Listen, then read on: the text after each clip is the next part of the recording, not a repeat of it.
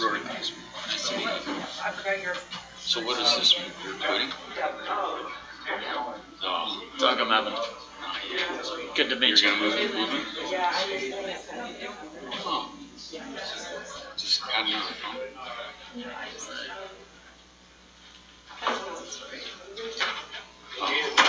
Do I need to read this? You got it? Diana, Jaylyn, do I need to read this before the meeting? No, but you make sure you're right.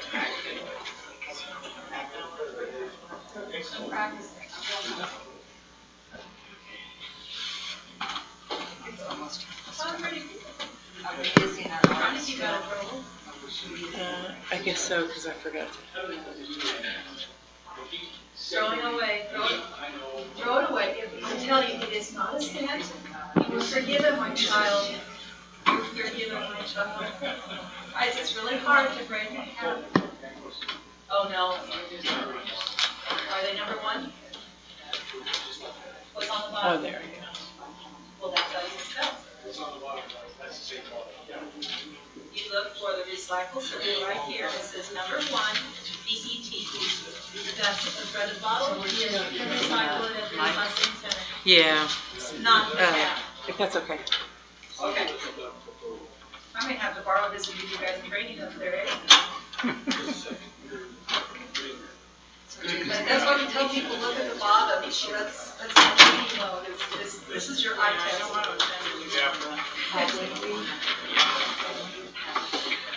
Not across any. Thanks. Did you get this one? I read an envelope. Well, the check didn't get to us until January. Yeah, this wasn't cut till the consequences. I've been thirsty all day, honest. Boy, I would have been so bummed if I had lost those. They're brand, I really, Yeah. so thank you. Yeah, you bet.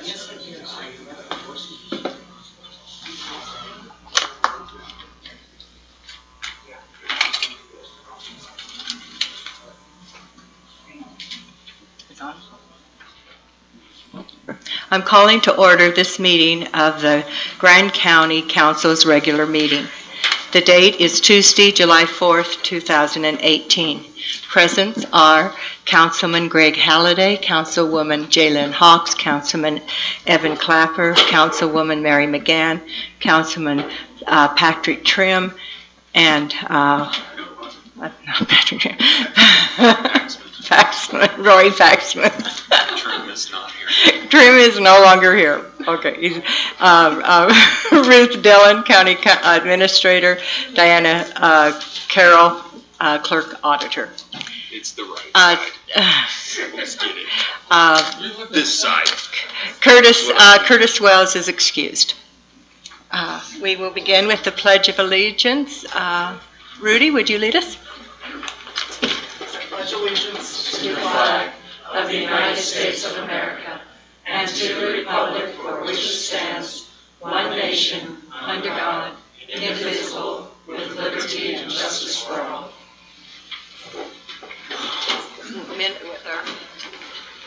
I didn't see any minutes on the dais. Okay. I would entertain a motion to postpone the minutes for. Evan? Move to postpone the minutes of July 18th, July 30th, August 7th, and August 21st of 2018. Motion by Evan Clapper, seconded by Jaylyn Hawks. Any discussion? All in favor? Aye. Passes unanimously. Ratification of bills. All right, Grant County bills to be approved for 9/4/2018. Total bills $633,445.45.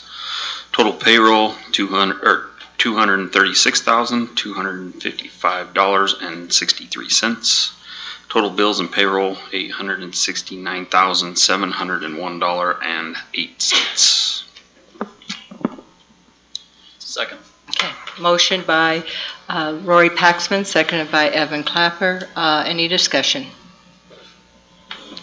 Roll call vote, Greg Halliday, Aye. Jalen Hawks, Yes. Evan Clapper, Yes. Mary McGann, yes. Rory Paxman, Yes. passes unanimously, 4-0. 5-0. 5. Hot. It's a good day. Okay. Yes, Councilwoman Hawks. Hawks, yes. I would like to make a motion that we move agenda item I and hear that right now before general council reports, just so that there's no question about a 5 o'clock deadline, either amongst us or amongst any of the citizenry. I second moving item I to now. Discussion?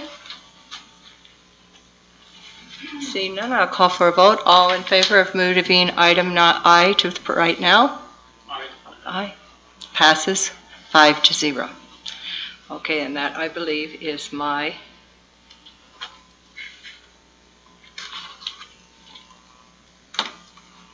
okay.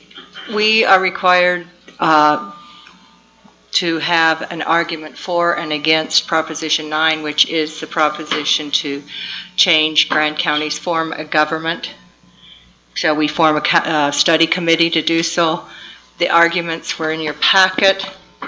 Are there any discussions or questions about the arguments or things you would like to change? I'm still trying to get there, sorry.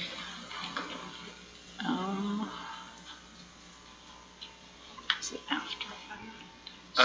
It doesn't have an intro. It's right after This is item I. the tax roll, master record, and fire relief.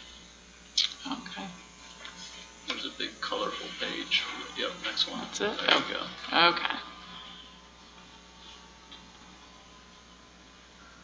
Yeah, I just had a couple of typos on this.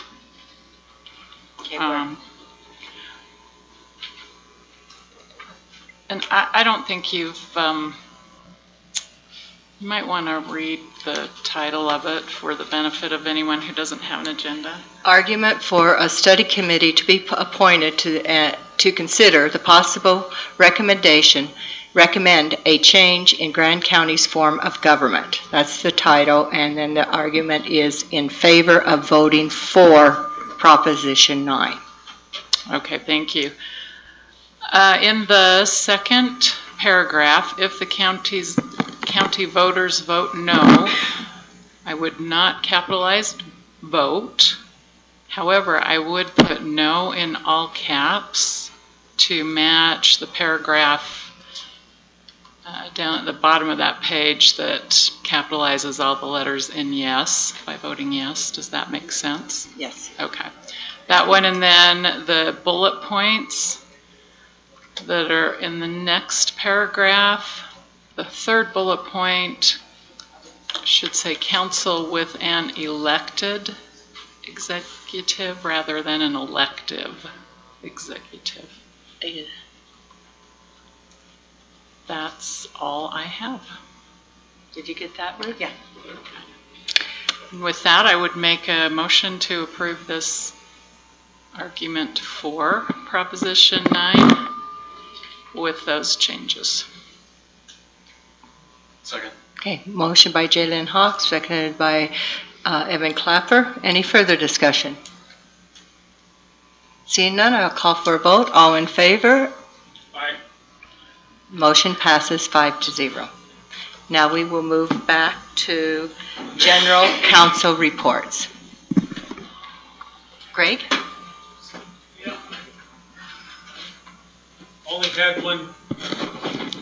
Only had one meeting. That was with the BLM. Reviewed coordination with the BLM. Bill, I'm coming up with that any names. Bill Jackson. I'm getting old. Bill Jackson was there. We looked over a list of roads that the BLM was interested at the county working on. Oh, yeah. Evidently, there's 2 cultural sites that are out off of the Blue Hills Road that will have to be looked at before we can do work out there. We talked about 76 sediment catchments currently in this area. We were hoping that the city would take those over since they all concern them more than the county. Also talked about the extension of Rimrock Road. The current extension expired, and we put in another request for an additional 5 years on that. There was a question about the access road at Sandy Beach. Sandy Beach is the first beach below Red Cliffs Lodge. Some places it's called California Beach. I don't know about California, but there's a sign that says Sandy Beach. Most of the area had been paved when the state repaved 128. There's just a small section that goes down to the water. That's gravel. It's about 100 feet or so. There's not a whole lot there. So it worked out pretty good, and that's all I've got. Thank you. Jalen? Yes, I have attended the Canyonlands Healthcare Special Service District meeting. In that meeting, we reviewed the annual audit done by Smoo, Rich, and Marsing. It was a clean audit with no significant findings. One recommendation was to further segregate financial duties, and so as a board, we are working on that. We're not sure at this point whether we're going to divide it up amongst board members so that more people are involved, or hire a third party to look at the books once a month, and we could go either way. I attended Travel Council special meeting to review and approve their budget on August 28th. At that meeting, the Travel Council Advisory Board also discussed and edited proposed recommendations to the Grand County Council on how to best spend transient room taxes and TRCC monies. I imagine we will be seeing that at some point in the near future. Then the next day they presented their budget to the Budget Advisory Board. There were a few alterations made, but that went well. Today, it's my understanding that part of the board interviewed six applicants for 2 vacant positions, and I expect we'll be seeing those recommendations possibly at the next council meeting.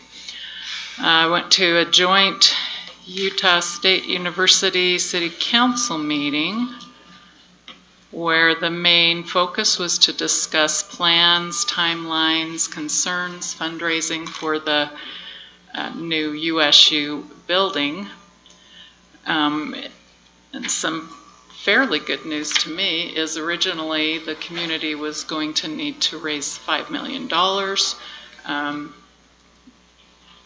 The USU has $5 million on the line, and then the community was to match that. The plans have been scaled down a little bit, and there is talk of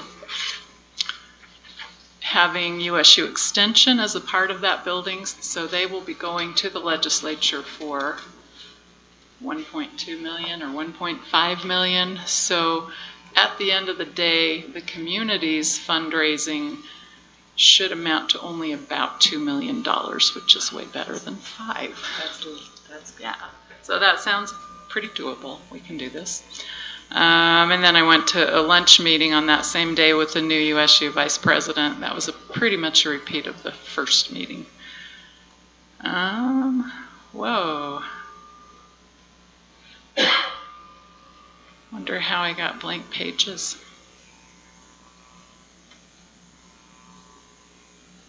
Maybe I started in the middle of the document. Oh yes, I did. Okay, so I also went to Budget Advisory Board's an ongoing thing. We'll be meeting again tomorrow. Canyon Country Partnership had a lot of information. I'm going to try to pick and choose what might be most interesting to this group.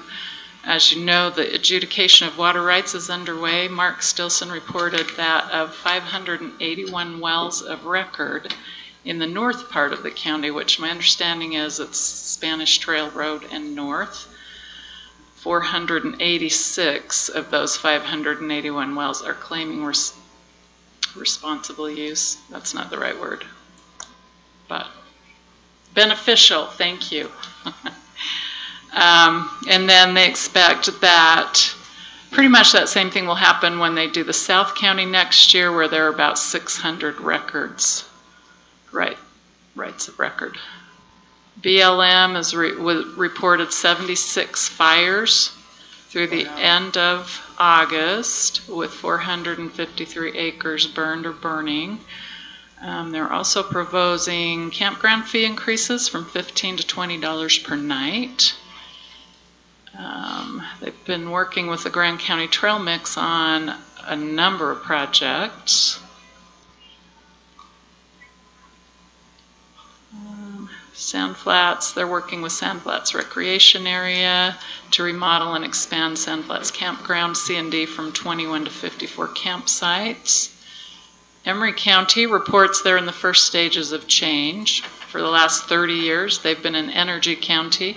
They actually have dates on the calendar for closure of mines. This requires a huge change in the county that will impact residents deeply. Tourism is coming, they say, and Emery is the last frontier for it. They've lost about 25% of their residents, from 15,000 down to 10,000. Governor's office the governor's office came and reported Flint Timmons. It sounds like, I'm a little confused on this, but he is in the governor's office. He will take care of economic development, and he's also affiliated with the Utah Office of Tourism. So that's kind of a new approach they're taking. He just started on Monday. He's looking for collaboration with counties. So the suggestion was to help him design his new job around our needs. Let's see, Sitla Trust Lands. They will be having their board meeting here in the Grand County Council chambers on September 20th at 9 a.m. They're working with San Juan County to get public water and sewer for the Spanish Valley area in San Juan County.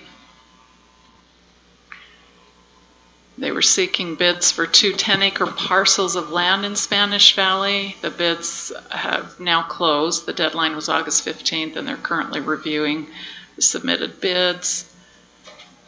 Sitla is working with Moab City and various USU representatives to engineer a new road to the Moab campus, and we'll be talking about that in a later agenda item. And their RFP for student housing and multifamily units in conjunction with the development of the campus has closed. That was August 31st. That's all for that meeting. UDOT, oh no, that's not true. UDOT was also at that meeting. They're working on overlays on a couple of our main tourism roads, State Route 128 and State Route 313. Both happen next year. Moab Main Street is in design right now, which will be a 5-lane road from the bridge to 400 North. That includes a turning lane. And the last thing from Canyonlands Country Partnership meeting is that CNHA Chair Roxanne Bierman, not Chair, Executive Director, announced that it will be National Public Lands Day celebration at the MIC, where they will have representatives from BLM, Forest Service, Park Service, therefore hands-on education. September 21st from 4:30 to 7:30.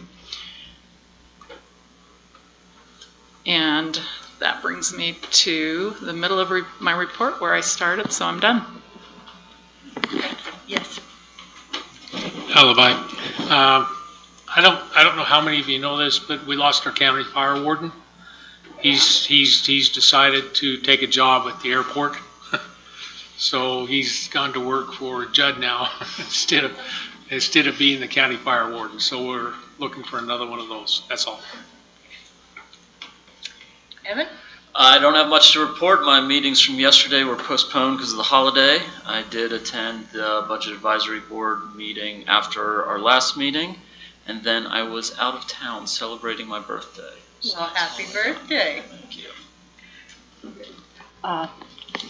I have a few meetings to report on. These might not be in the order that I went to them. The Homeless Coordinating Committee meeting, the database, which we have been working on for over a year now, I believe, is now up and running and being implemented. So it's going to enable the various agencies that work with our homeless populations to communicate and let each other know what services they've received and what services are needed. So that's really good news. It's been a lot of work to get it designed and up and running, and have the safeguards so that it is protected and the information is protected. We also learned that there are no low-income housings available except at the Willows for rent at this point, and then the Willows has a restricted population that can use it. After they're remodeling at the Willows, and after the remodel, they're going to have designated for hospital diversion to keep people who may need emergency care at the hospital and there's no beds for them to have someplace safe to stay. At present, housing vouchers for veterans are allocated out of Grand Junction for our region, and they have all been going to Montrose instead of Moab. So I am working with our U.S. Representative John Curtis to remedy that situation so that our veterans in Grand County will start to receive those vouchers, which they deserve. 58 people are on a waiting list for housing vouchers. 14 are on the waiting list for the Virginia apartments. And that's the homeless committee meeting. Debbie Barton's here, so I'm not going to talk a lot about what we've been doing at the solid waste, but I will know the big news is that we will be closing for remodel of the recycle center. It could be for a month, but most likely not. But it will be closed so that we have the time and the ability to get it up to par. Remodel it. When is it going to close? It's in October. We have yet to determine that actual date. We're trying to hopefully not have to close it, but we're working on it. I think the public should plan on it being closed for at least 2 weeks for us to get the we will be taking recycle from Green Solutions and from our people that we are contracted with. We will not be stopping that, but the public drop-off will be closed for a week to a month. One of the main things that was talked about at the Grand County Conservation District is that our ranchers are hurting because they are needing to haul so much water, and the cost of hauling that water is cutting into their revenues, and thus they're selling off a lot of their cattle. Children's Justice Center, we did receive the VOCA grant for $61,247. It was Connie Haycock's last meeting, and the director at the San Juan, the victim coordinated position in San Juan County, which will be paid for through the VOCA grant, has been hired, and I couldn't find her name. I had a cleanup committee meeting with Joe Kingsley, Caitlin Myers, and Curtis Wells, and we met to discuss how to move forward with cleaning up our county and getting our community where there's areas that are safety and health concern. And how are we going to get those cleaned up? We are working with Andrew Fitzgerald's office to determine a means to protect the county when we do step forward to help property owners. and we are creating a resolution to formalize the committee and develop a budget. So with that, we have met and we're moving forward on that, which is exciting. I went to a roundtable with Representative John Curtis to discuss the opioid epidemic. There were elected officials and healthcare providers from around the state. Everything from how we should legalize medical marijuana as an alternative to opioids, for pain management, to reducing the stigma around addiction, to what extent the pharmaceutical companies should be financially liable for this epidemic, were some of the many items that were discussed at that roundtable. I have also been working and talking with Representative Albrecht as to how to work to change the formula for the TRT tax so that more money goes to mitigation. That's the end of my report. Well, mine's wait, no, it's not. Sorry. I'm sorry. Okay. I have a future consideration, and I would like Chris Baird to come up to the podium and talk about a future consideration.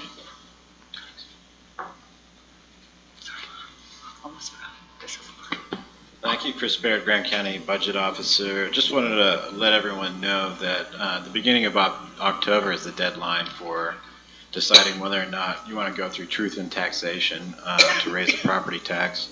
It's a little backwards because they require that you come to that conclusion before your budget's done. However, it's not mandatory that you actually raise taxes if you go through truth in taxation, but you can't raise taxes if you don't. And so I just wanted to let you know. The compensation adjustment for the employees could be fairly significant. And I know there's some sizable requests also coming in from other entities. And so when it all shakes out, you know, I think we'll probably know roughly by October 1st, and I'll let you know.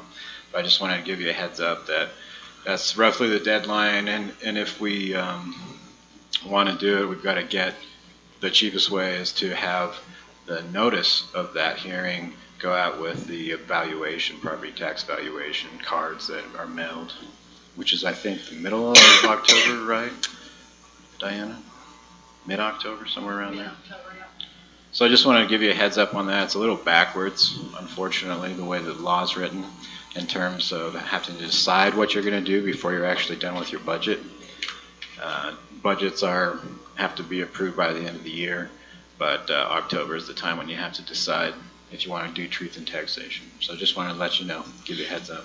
How much is truth in taxation? How much can you increase through just that process without going to the voters? How much, do you know? You can't, well, the only increases that will come next year, and you can't budget for it, would be new growth, value from new growth.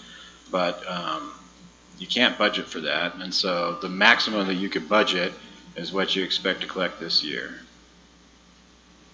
And if you go above and beyond that, it's a tax increase. So people get confused. The actual certified rate is not what is considered a tax increase. What's considered a tax increase is collecting more money. So if values go up, but you collect the same amount of money, the certified rate will go down. The converse could happen. Rates could go up if values decrease. Even though you're collecting the same amount of money, the rate would go up, but it wouldn't be considered a property tax increase because it's the dollar value that you budget that sets that threshold. So. Any further questions? Anybody else? All right, I'll let you know. You know, when I think the Budget Advisory Board will have some rough idea by about the beginning of October, and so. You know, I'll probably write a memo or something and let you know, just in case you decide to initiate the process for a truth in taxation. But again, even if you go through that process, you can decide to budget however you want at the end, but you just can't budget more than you established in that hearing. But you could, you know, drop it back down and not even do a tax increase. It's just opening the door for that. Opening the possibility. Yeah. All right. Thank you. Thank you. Thank you. Now. Well, I had every intention to go to the Chamber of Commerce board meeting, but I'm missed it because I was 1 week off. I went Wednesday, the week after, and sat there for 30 minutes and nobody showed up. Imagine that. So it was my fault. But anyways, I'll catch the next one. But I won't have anything else because yesterday was a holiday and weed board and airport board are next week now. So because of the holiday. So on my next report, I'll have some more. Okay, thank you. Diana? Okay, we are through general council reports and future consideration, elected official reports. Diana did not have one. I don't see, well, we have the assessor, but she's scheduled, right? Oh, she might have a. Do you have a report other than your schedule? Okay. Oh.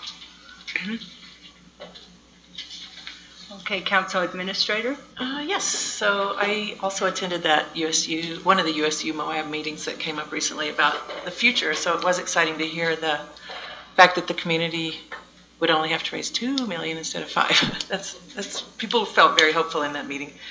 Other than that, I've been working on some transitional things with regard to Councilmember Clapper had announced that Trail Mix employees need a home.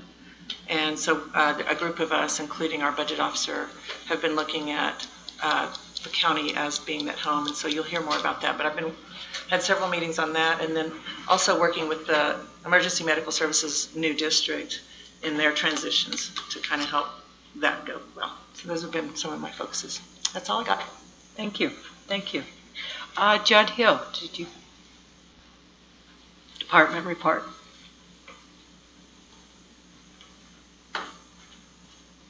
Hi, brief update of good news from the airport. We've talked a lot in the past about emplanements and what it means to reach 10,000 emplanements. Currently, we get $150,000 ever since the airport's been around, $150,000 a year of money guaranteed to the airport from the FAA. And that's because we're a non-primary airport. Primary status hits when you get to 10,000 emplanements, whether you're at 10,000 or 10 million.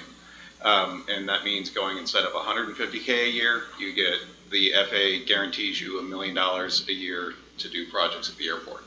Last year we were very, very close. Our unofficial numbers had us about 150 short of 10,000. However, in the last week got some updated numbers and worked with some of our local companies to get some last minute filings put in. And we actually finished 2017 at 10,032 emplanements. So that means come October 1st, we will be given $1 million instead of $150,000. Of this year? Of this year. So $1 million. As a reference, our scheduled flights last year had 6,400. This year we're already close to 5,000. Like I said, 10,032 for last year. This year, we don't have all the numbers in for August, but for the first 4 months, we're about 7,200. So we're significantly up this year. But the upside is that we will be a primary status that makes our other projects higher priority on the national scale. So the upside is we get $1 million a year instead of 150. There is a downside associated with it, and that is with our projects. Right now, we're an economically distressed area. The FAA funds 95% of a project. The local matches 2.5%, and the state puts in 2.5%. The state of Utah does not fund or match primary airports. So the upside is we get a significantly higher availability. The downside is we have to reach or have the whole match. So for $1 million project, the FAA, $1 million project last year would be, we would have to get a roughly $800,000 discretionary grant, or $150,000, making up $950,000, and then Grand County paid 25, state of Utah paid 25. And then next year we're low on the list because we got a discretionary grant. Starting next month, for that $1 million project, they would just say, here's your $950,000. Next year you have $1,050,000, but the state's not going to be doing that match. So it's a great thing in that it enables us to get growth happening at a faster rate spaced around infrastructure. But we do have to cover both, or the state won't be helping us with matching funds. It does not affect any of the existing projects that we have. Those are funded. The state has issued us grants for those, and those are not affected by it. It's just future work. So. Questions? Thank you, So, Jeff. moving forward. Thank you. County's been working on this for a long time. It's a big deal. Agency reports, I don't see any. This is the time for citizens to be heard. This is the opportunity for citizens to speak on something that's not on the agenda. Something that is not on the agenda. If you want to speak to something that's on the agenda, please fill out one of these forms and hand them to Diana or Ruth, and they will get them to me. Do we have any citizens to be heard? Okay, thank you. We are to our presentations. Separate presentations on ongoing financial needs and obligations for purposes of later determining funding allocations. Our first presentation is from Canyonlands Healthcare Special Service District. If the people that are representing that group would come forward. Madam Chair, while they're coming forward, I would like the council to be aware that there will be other presentations that we're not able to make at this time, the Transportation District being one, the School District being another, for next council meeting. So as you're listening to these, remember that you will be determining percentage allocations at some point, probably either 2 weeks from now or 4 weeks, depending on what you all want.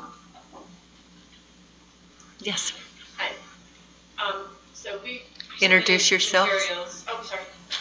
Kirsten Peterson. I'm the chair of the Canyonlands Healthcare Special Service District. I'm Tom Lacey, the accountant for the Canyonlands Care Center.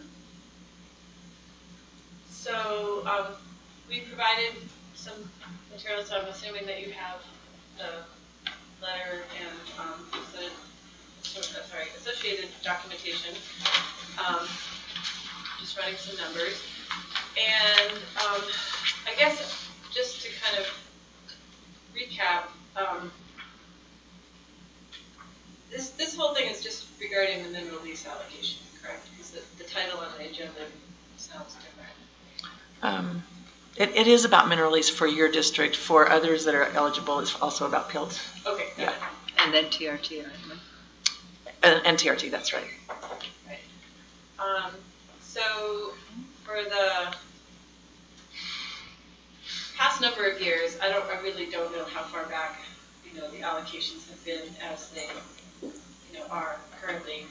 The Healthcare Special Service District has been receiving a 2/3 allocation of mineral lease revenue, and we are requesting continuation of that. As everybody is probably aware, mineral lease monies have dropped significantly from what they were, just even 3 years ago, but probably back down to, amounts that they were prior to, kind of a dramatic rise for a few years when the oil and gas boom was happening. So the amount that we're receiving now is, it's kind of been varying, in the lower $300,000 range. And we are still in a position where we would really appreciate being able to receive, whatever money comes in from that. So I've kind of outlined, in the letter, kind of what's going on with the Canyonlands Care Center, where we're at as a district. And I guess I would just like to see if anyone has any questions regarding what's in this letter or in the numbers that we provided as well. I had a question. You had highlighted that sorry, I'm spacing the name of the project on the campus, that the project had been delayed due to tax cuts for corporations, which have cut the funding through the tax credit program. Is that a federal tax or a state tax that was coming from? Those are federal Okay. Tax credits, is my understanding of that. And Jalen actually might know more about that. But, I was hoping you wouldn't say that. Yeah. that, yeah, essentially that project, which really has nothing to do with the release funding, but has, yes, essentially what happened was is the project was awarded X amount in tax credits last fall, and so we thought we were good to go. And then when the administration put in the new tax cut, what that did is it lowered corporate tax amounts that they had to pay significantly by something like 30%. And so what that means is that the amount, corporations are also required to put, or they have the option to, instead of paying their corporate taxes, they can also choose to put them into this tax credit program where the money goes to various community projects, oftentimes affordable housing, and there's a number of other things that would qualify. But because their tax burden lowered so much, the amount that all of a sudden that they were required to put into the tax credit program dropped. So the amount that our project would have received dropped by 15 to 20%. So all of a sudden we're short quite a bit of money to make it happen. So the Housing Authority has been working on another round, which I think is actually tax credits at the state level as opposed to just the federal level. And I honestly haven't spoken with them in a few weeks, so I don't know exactly where that's at, but they were pretty confident that they would be able to come up with the shortfall, but it's pushed the whole project back a little bit.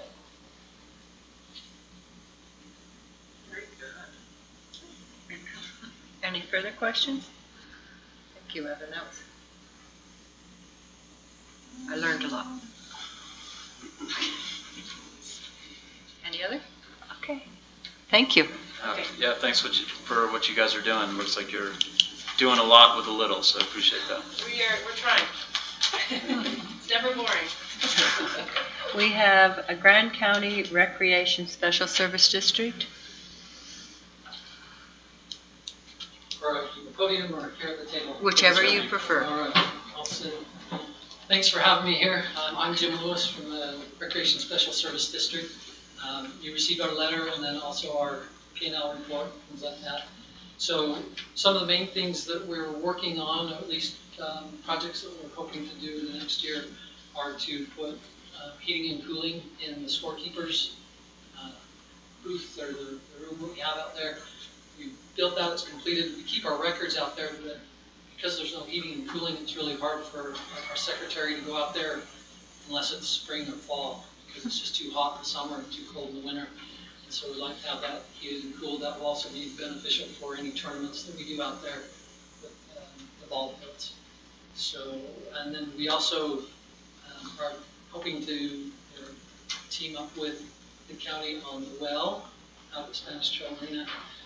That will be very beneficial, especially in years like this where we run out of Ken's Lake water and we need to have a well in order to water those fields. So we appreciate being bumped up on that CID list, and we're hoping to go for that. We've set aside $90,000 for that well.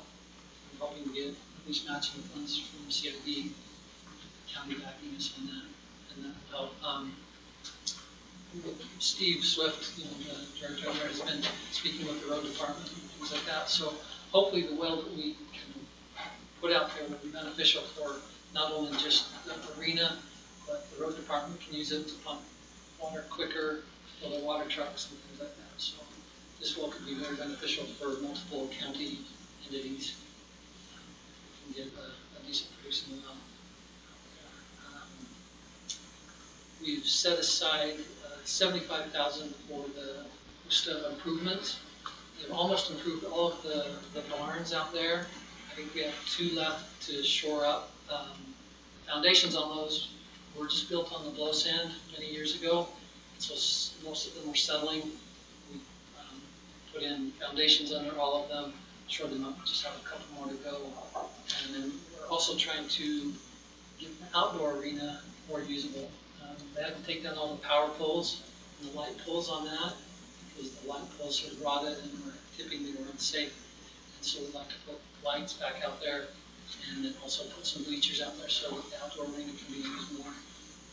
We're also reworking the dirt there because it had become really hard and compacted because that's where everybody parks for Jeep Safari. And that makes it so it's unusable for horses. And so many times we have a lot of events going on the indoor arena, but we can use the outdoor one. We'd like to have both usable space. We also would like to put a playground out there. As far as parks go in the county, there's really no playground equipment on the south end. You have to come into the city basically, so we'd like to put some playground equipment out there so people who are at other events, their children have somewhere safe to play. So we'll be using some funds for that. We've been getting some bids and some assistance from Utah State Extension on putting in all accessible playground out there. So that's one thing we're working on. We are asking for the same level of support in the coming years as what we've had in the past. Like we can meet all of the needs with that. If you look at the budget, we should be able to do well with the amount that we get from mineral lease funds. We get the amount from mineral lease rents and royalties. We get the mineral lease, the regular funds, percentage, and then PILT income. And so if we can continue to receive that, we should be able to meet all of those needs. We're funded at the same amount. The only thing we don't have enough for in this present amount is to fund all of the grants that we received, and you have the list of the grants that have been requested from different entities. Especially the one for the pickleball courts. We tentatively written in about $15,000. They would like to have 6 or 8 pickleball courts, but that would cost $100,000 more. So I thought we might be able to figure out a way to get maybe a couple of pickleball courts, and those are most likely to be here in the city. We have also looked at maybe having them put out at the arena, because we do have some space for them there. As you notice, the rodeo club, we generally give them about $30,000 a year as a loan, and when you pay that, they've really struggled in the last few years. It's hard for them to have a person take care of all the needs of the rodeo. The rodeo is a big event, and they're all volunteers, and so they've been having to pay someone to do the books and things like that. And so they've asked this year for $10,000 in grant and just $20,000 in loan. And so that money is usually a wash, but they're asking for more funds to help pay for someone to help them with their books. One request that I would have is if there's any way that they could use some of the TRT money to help them with their advertising. I know a lot of that generally is funded for people coming in from outside the community for a new event. But in order to keep the rodeo coming, it's an event that's established, people know. I think it would be good for the county, the Trail Council, to help fund advertising for the rodeo, to assist them. They go to all the businesses in town and get funds and donations, but I think some of those advertising funds should be used for an event that is well established, that brings people to town, and generates some hotel rooms and things like that. So I don't know if they just stopped asking because they were told no so many times.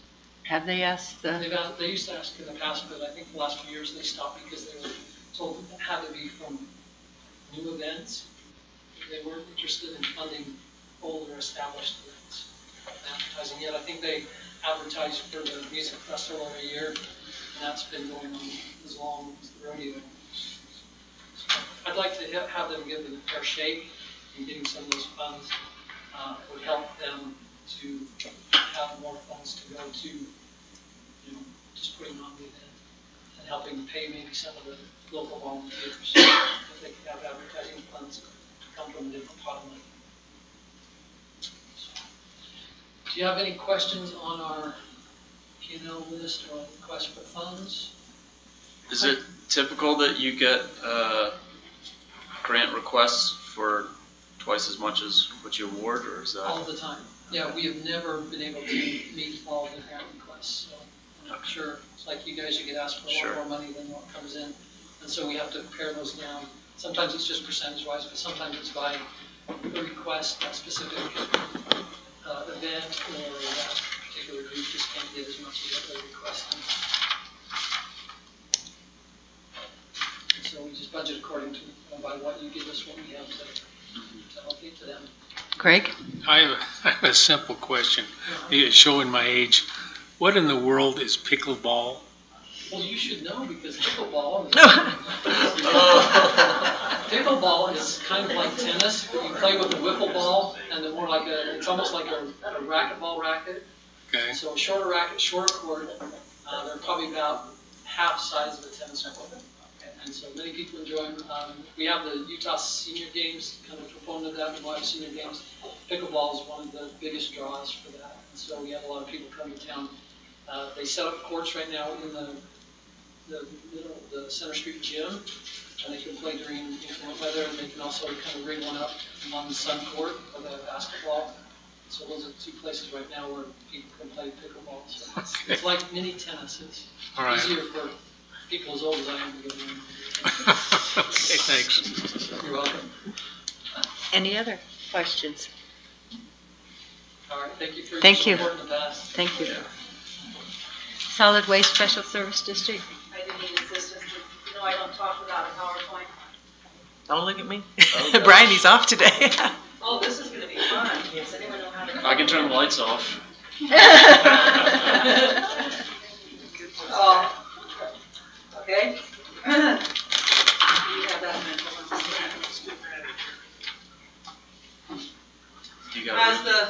I appreciate you all inviting me, I think.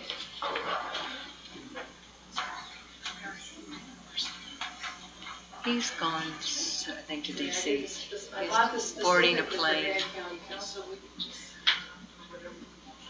He sent me a thing. He wants to have a some of the harder ones. He wants. I don't know if that's details. Well, no, my screen's blank. You want to look at Mike? I got it. Yeah, but, you know, the dog and pony show. Also to explain, I will be approaching this more from explaining where we've been, where we're tending, what's happened this year. As many of you known, and as the paper has been objectively reporting, sorry, that I am totally in the dark because we have no employees. I'm getting incredibly tired running 2 landfills in the recycling center. It takes 80 to 100 hours to train operators to actually be able to efficiently run landfills. I have 1 operator left. He's doing the training on both facilities. I can do the training, but I can't be 3 places at once, or even 2. So, well, we're in focus. Today is September 4th. It's a really important day. You know, every time I come before you, I have some cute little tidbit. You know what happened 36 years ago? Mary knows. You cannot ask her. It's not important for a world event. I was married 36 years ago. So it's my wedding anniversary. And almost every single wedding anniversary I've had, or my husband's had, we've had to work, he's been deployed, whatever. So thank you for making this a consistent wedding anniversary. Come on. And he isn't here in the audience because without him I probably would not be as successful. I married my best friend. And every year it gets better. So I do want to recognize that because really, he is my better half. And he's sitting behind me. And he will critique me when we get home. Except I'm taking him to dinner tonight. Come on. Don't do this to me. So you've told it to open it? I have a blank screen. You have a blank screen. I have a blank screen. That I don't know. I think it's an alternate. Wait a minute. Well, I wasn't asleep before. Yeah, okay. And Mary knew because I told her I was going to tell you guys what was going on. And see if I could get some brownie points from me being here and whining. Okay. Those of you who've been up to Sand Flats know that this is looking down towards Spanish Valley, and of course there on the right is the Moab landfill. So that's why I'm here today to talk to you all about what we're doing as a solid waste district. First off, we do have the 2 facilities for landfilling, and we have the recycling center, and we do composting at one of those facilities. Let's talk about the reason that you formed the district back 26 years ago or so, or more. This is 2015. These are our tonnages in 2016. Notice they kept growing. So did the visitation at Arches. 2017, the visitation at Arches was down, but our tonnages grew a little bit. See what we're doing so far this year? We're continuing to grow. We continue to follow the tourism season. Klondike is impacted significantly and can prove to you what happens with our seasons for tourism. It's one of the reasons TRT is important to us. That's not the only thing we take. We always talk about this. Jalen, I have a daughter-in-law, Kaylin, kind of laugh at me on this one. Biosolids. There is no tourism season to it. It's either everybody's holding it in this past month. Actually, what's happening, they have changed their procedures out at the Moab's Public Works with a brand new system. I'm not exactly sure where all the biosolids are held. I could come up with some humor, but anyway, we did not receive as much last month, and they told me I'm not going to have that much this month until they get some things resolved. The biosolids sort of follows the tourism and sort of doesn't. The other one that we take out at Klondike is restaurant grease, and you would think that it would follow tourism season, and it doesn't. But it does have an impact when they have to clean it out, as you can see in August of this year. So what about Moab? Hey, this is 2015, 16, and 17. It's all over the place. Let me show you what happened this year. Wow. This is what happened this year. And I have no staff up there since July, except moi. So part of this is because of Cinema Court. Look at how much tons we received in green waste. The people in this community took the fire to heart, and they're cleaning up their facilities and their land. We normally get about 150 tons of green waste. Got 572 in July. And I don't have August statistics for you because we're still reconciling them. But what does this mean for tourism? Well, let's show you what happens with the construction portion of this. Come on, computer. It still is a big impact. Tourism has a big impact on the Moab landfill, 2 of my 3 facilities right now. So now it's what our most favorite topic of all, recycling. We are required by administrative code that all landfills in the state of Utah, the owner-operators, are required to provide recycling or reasonable alternative for it. It doesn't say what kind, it doesn't say how much, but we are required to provide the recycling. That's in the administrative codes for the landfills in Utah. What I want to do is show something a little different this morning, or this afternoon, is build the tonnages that you saw by the commodities. Everything else, the miscellaneous stuff, the paper, electronic waste, that's our blue dash line. Add not a whole lot of tonnages for our steel cans and aluminum cans, but that's what's next. Now what's happened, my glass is quite a bit more because it's heavy. And that's what we're using for the soil amendment now up at Moab. And dust mitigation. Add plastic. Plastic is volume. It weighs absolutely nothing. And tourism, water bottles, they're both related, and we get hit with them. But let's look at the last one that has the most impact visually. That's where tons are, is in the cardboard. Yes, that's not cardboard. Or as Mary calls it, because I can't pronounce the name of the LaSalle Mountain. Mount Tukanuka box. Okay. I can't pronounce it. I can pronounce a lot of German words, but that's not one of those words I can pronounce. This is where the impact is. It's volume and it's weight. And that's what the recycling center is taking. And Amazon little brown boxes is not helping. Now, I want to answer 2 questions here. And this is where the community has talked to me, both sides. This is what the district asked. Do we want to recycle or do we want to divert waste? And I can give you the metrics for both. Recycle requires a good, clean product. Waste diversion is moving it away from our landfill. So what is it that we want? And that's what we're looking at. And I will tell you, our recycle rate last year was over 10%. It's down lower this year because we're not taking the same number of quantities of commodities that you, Greg, would like to come and give to me. Part of the reason is people are not doing it cleanly. Part of the reason is there's no value to it. Part of the reason there is no one that will take the material at all. But waste diversion. We get that because of the organic green waste going into compost.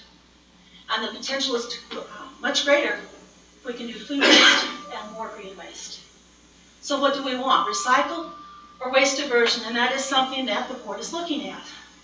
So what are some of our immediate and short-term plans? I want to do this by facility. Klondike landfill, north of the airport, closed to the public. Has to be by franchise hauler. We are now at the point I need to have more than one person out there. I need two to keep up with what's needed, including windload litter. Number two, we are going to have to redesign it and submit a permit modification. It's not going to change the footprint. It's going to change how we build our landfill cells. So that's one of the intermediate. And short term, yes, additional wind litter fences with the hope that maybe the wind isn't going to be as much next year. Yeah. So what am I going to plan for the next 2 to 3 years? Put inside money. Got to replace a 2007 compactor with over 12,000 hours on it. It's 6,000 hours obsolete. New one to replace it, to also go up to the projected tonnages, is around $550,000. That's not a lease option, by the way. It is an incredibly harsh environment. Number two is drilling an actual water well so that we can have the water out there to mitigate dust, also use it for foam cover to bring down the wind litter. And maybe to convince the crows and ravens to quit digging into the landfill. The other thing we're looking at, we got donated some shacks so that we can go ahead and store lubricants and tools inside the shacks, which is going to be great. It means that I will have less chance of a spill on the ground, and therefore an environmental problem. We're also having, this is interior, redoing our interior access roads. It's just a common operational thing. And here's the last one.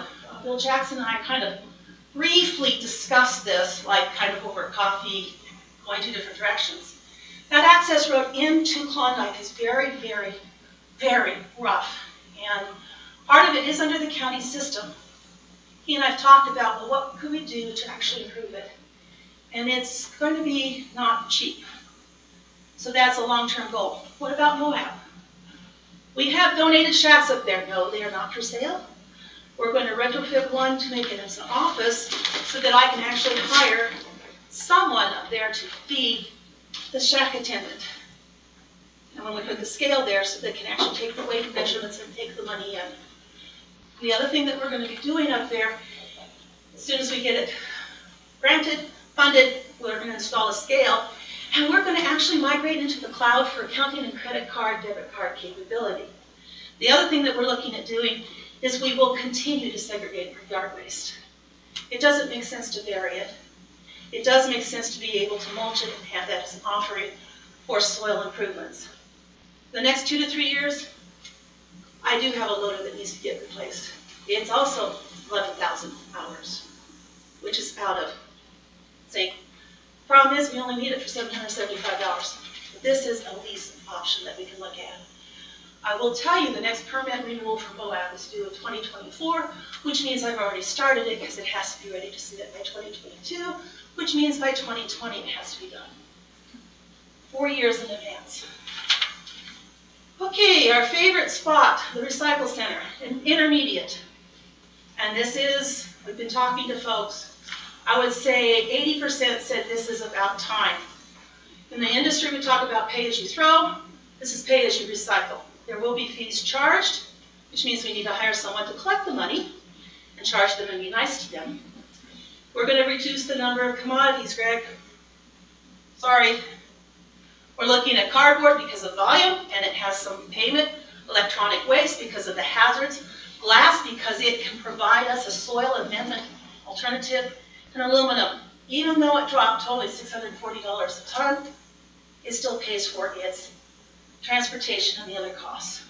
We'll still consider the other items we currently do, which is steel cans, plastic one, and non-pigmented plastic, plus office paper. Okay, what about the options on the table? These are the two. Single stream, put everything together, send it to someone else to sort. Do we go ahead and do source separated recycling? Or do we look at a combination of the two, or a mixture? And that's where we are as a district right now, trying to come to the final decision. There is an RFP out, it will be going out for the city of Moab. That is a competitive RFP, and part of it is, as I understand, voluntary curbside recycling. Also, voluntary curbside compost collection. Administratively, yeah, our salaries are low. And so we are going to increase them, and that is expensive. Because it's not just the salaries, obviously, as you all know. All the related costs to it. Your payroll taxes, insurance costs, your unemployment taxes, your workers' compensation. All of that is going to have to be increased to compensate for that. And that's in our budget. Our very rough, tentative, we started tearing it apart budget last week. Just as Chris was saying, you have to have something before you do the budget. We had to have our budget before to actually talk to y'all. We're looking at maybe cost sharing some of the insurance costs with those employees that have family. That's still on the table to be discussed. This is one option that one guy said, just give me all the money for the family insurance and I'll take care of my family, just give me a higher pay. Now it might be rather short-sighted, so we are still looking at it. There is one thing I do have to replace, which is the Ford F-250. It has several zeros behind the one. It is used to commute between here and Klondike. And we have an unsafe situation. Anybody who wants to come see me, you have to sign a waiver release anymore to come up onto the deck and come inside. Haven't you been up on that deck? It's not the safest place to come up. Mary gets to come up about every 2 weeks. So intermediately, one other thing we're going to do. I hired a mechanic, promised to come, 2.5 months, kept his position open, had it ready, going to start on a Monday. Friday night he calls and said, I'm not coming, you're not paying me enough. So we're looking at contracting out locally with our equipment repairs. So what exactly is our funding request? Well, in 2013, we did receive some TRT money. In 2015, we were told we will no longer be eligible for PILT, mineral lease, or anything else like that, only be TRT, which of course is in the statutes and laws to use towards solid waste. And so now, in 2016, we did receive $360,000. 2017, $400,000. This year has been allocated $400,000. No mineral lease money. We allocate it between the landfills and the recycling center. We do not allocate a penny of it towards the compost operations at this time. So we're asking for $400,000 again. Even with those proposed increases for salary, we are also going to match and try and come up with increased tipping fees. There is a reason for increasing tipping fees, and that has to do with, if you increase the tipping fees, perhaps folks will be more willing to not buy as much stuff to throw away, or buy the stuff that has value to recycle. The only obligation we have a bond yet to pay of around $279,500. We have financially reserved $115,000 for those payments, so that we will have it. So if there is a short year, we still have the money set aside to make our annual bond payments. And lastly, the two that we have most of, which the county has to sign in accordance with all the permits and agreements, 50% agreement. City of Moab matches 50%. If our closure, post-closure exceeds what we have, the city and county are obligated for 50% of the costs each. Right now, we have $575,000 in reserve. That is literally reserved. We cannot touch those funds until we spend our own money and they'll reimburse us. So we're asking for the $400,000. That's where we're standing, or where I'm standing. So do you have any questions? Showing my ignorance here. No, you're not ignorant. What is a tipping fee? Ah, that's a really good question. Okay, as we are in the solid waste business, it's the charge for doing the services. We call it a tipping fee because you come in and you tip your stuff onto the ground or into the recycling, so you tip it. It's actually an English term, British, because it's called tipping it. So it's another way of saying disposal fees, the cost per ton, cost per cubic yard, cost per gallon. It's a really good question. So you've got a grammar lesson. No problem. Yes, Janet? Yes, Janet. On your profit and loss statement, the income section shows you having 300,000 in TRT. Is that because we're a quarter behind in TRT? No, actually, Chris and I talked about that. He called me up at Moab and said, we gave you 400,000. Well, we wrote. The problem is the check didn't come in until 2018. We posted in 2018. Our auditors went through, but they didn't post all of our general journal entries to make it go back to 2017. So yes, we did receive all your money. Now, your very first quarter payment, which was due like in the first part of April, got to us the end of May. But you've been on time since then. It's a good question. And Chris brought it to my attention. Our QuickBooks is not necessarily an accrual system. And so the auditors are done. They neglected to send me their audit. I waited until this afternoon. We're okay. Sorry. I had a question about the recycling versus waste diversion. Okay. Is there a reason it's versus and not and? I was just trying to show the two different metrics. There's actually about 11 different ways of doing it. So you're not necessarily choosing between one or the other. I'm just saying, here's your recycling rate versus here's the waste diversion rate. Not that they're competitive, but they come from two different sources. Yeah. Waste diversion includes recycling and organic waste, and the way of calculation is a little different. And I would like to add, the industry is almost at a point of coming to a common standard metric consideration to include greenhouse gas. We're not there yet. We're working on it. Rory, you haven't said anything yet. You're next. Doing a great job. I've been out to both sites. I was on that board for a while. So it's a big job. I've seen some of your equipment, and it was well outdated when I was on there. So yeah, it's probably. It's just we wish we had more money. I know. Jayla? Comes down to. Just one more. Do you have a feel for which is the more expensive option, diversion or recycling? What do you want as far as the most expensive? You mean as far as money? As far as filling another landfill? As far as savings, as cost avoidance? What do you need? All of the above. Thank you for clarifying. Well, that's why I asked the questions, because some folks have a notion. I want to see where your notion is to see if it's the same. Both waste diversion and recycling will cost less as far as cost avoidance for disposal costs into a landfill, especially if the tipping fees are much higher. However, you do have to get to the point that people need to pay for the recycling some way, somehow. So what's the cost going to be greater? I would say as we divert more or recycle more, the costs are going to climb per commodity or per tonnage. The point has to be looked at, is that cost less than disposing? And I don't have an answer for you. I do know that some of those items make absolutely no sense to dispose of in a landfill. Aluminum, glass, because we can use it. Cardboard takes an incredible amount of volume. Those three things in particular. Steel is another one, from a global perspective. Plastics is harder for me to do. Greenhouse gas, if you look at that as part of the equation, you will save more with diverting cardboard and also organic material. You actually are sequestering the carbon, which is the kind of as much of a savings as looking at your depreciation is not a cost value. I mean, it's not money, but it's a cost of doing business. So waste diversion, to me, makes more sense locally if we can do the organics portion.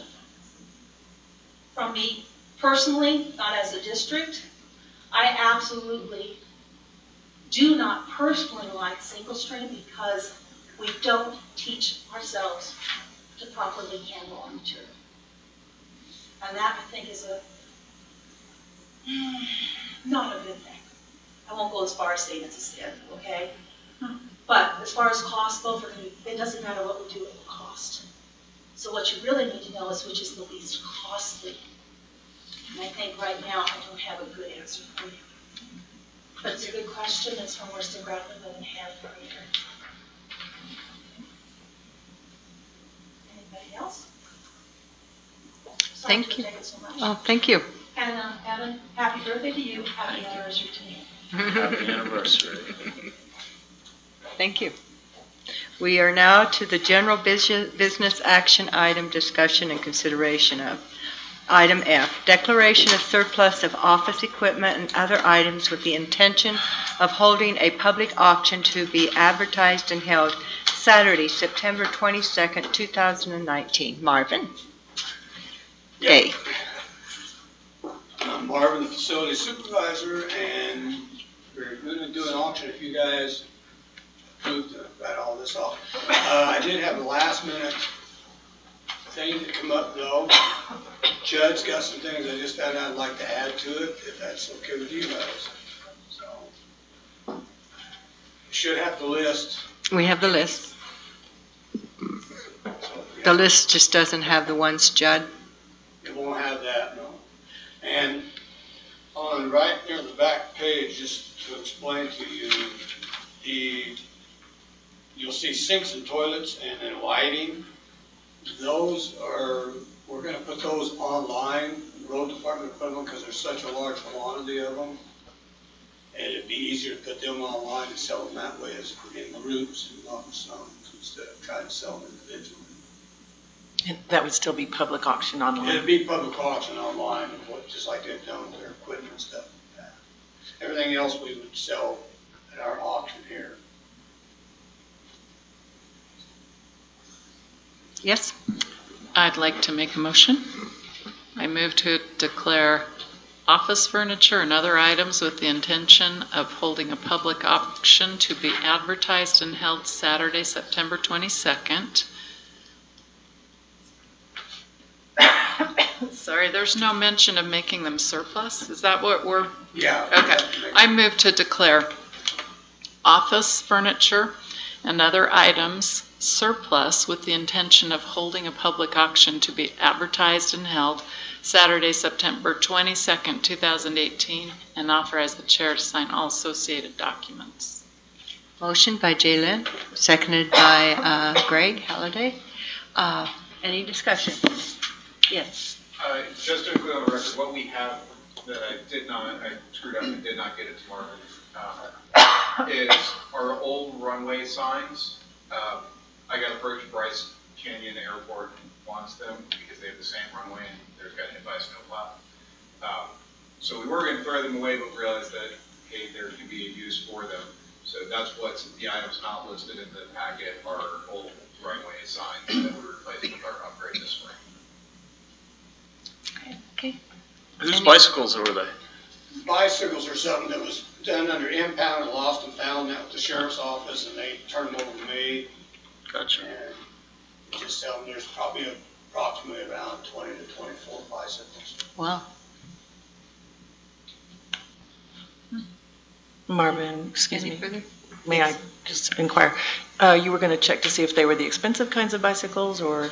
Well, they ranged, we did a background look on it, and they ranged anywhere from $50 to $1,000 depending on if you bought a new one, you know, on them. So, but these are all used bikes, so a lot of it depends on condition and how bad somebody wants to buy them at the auction.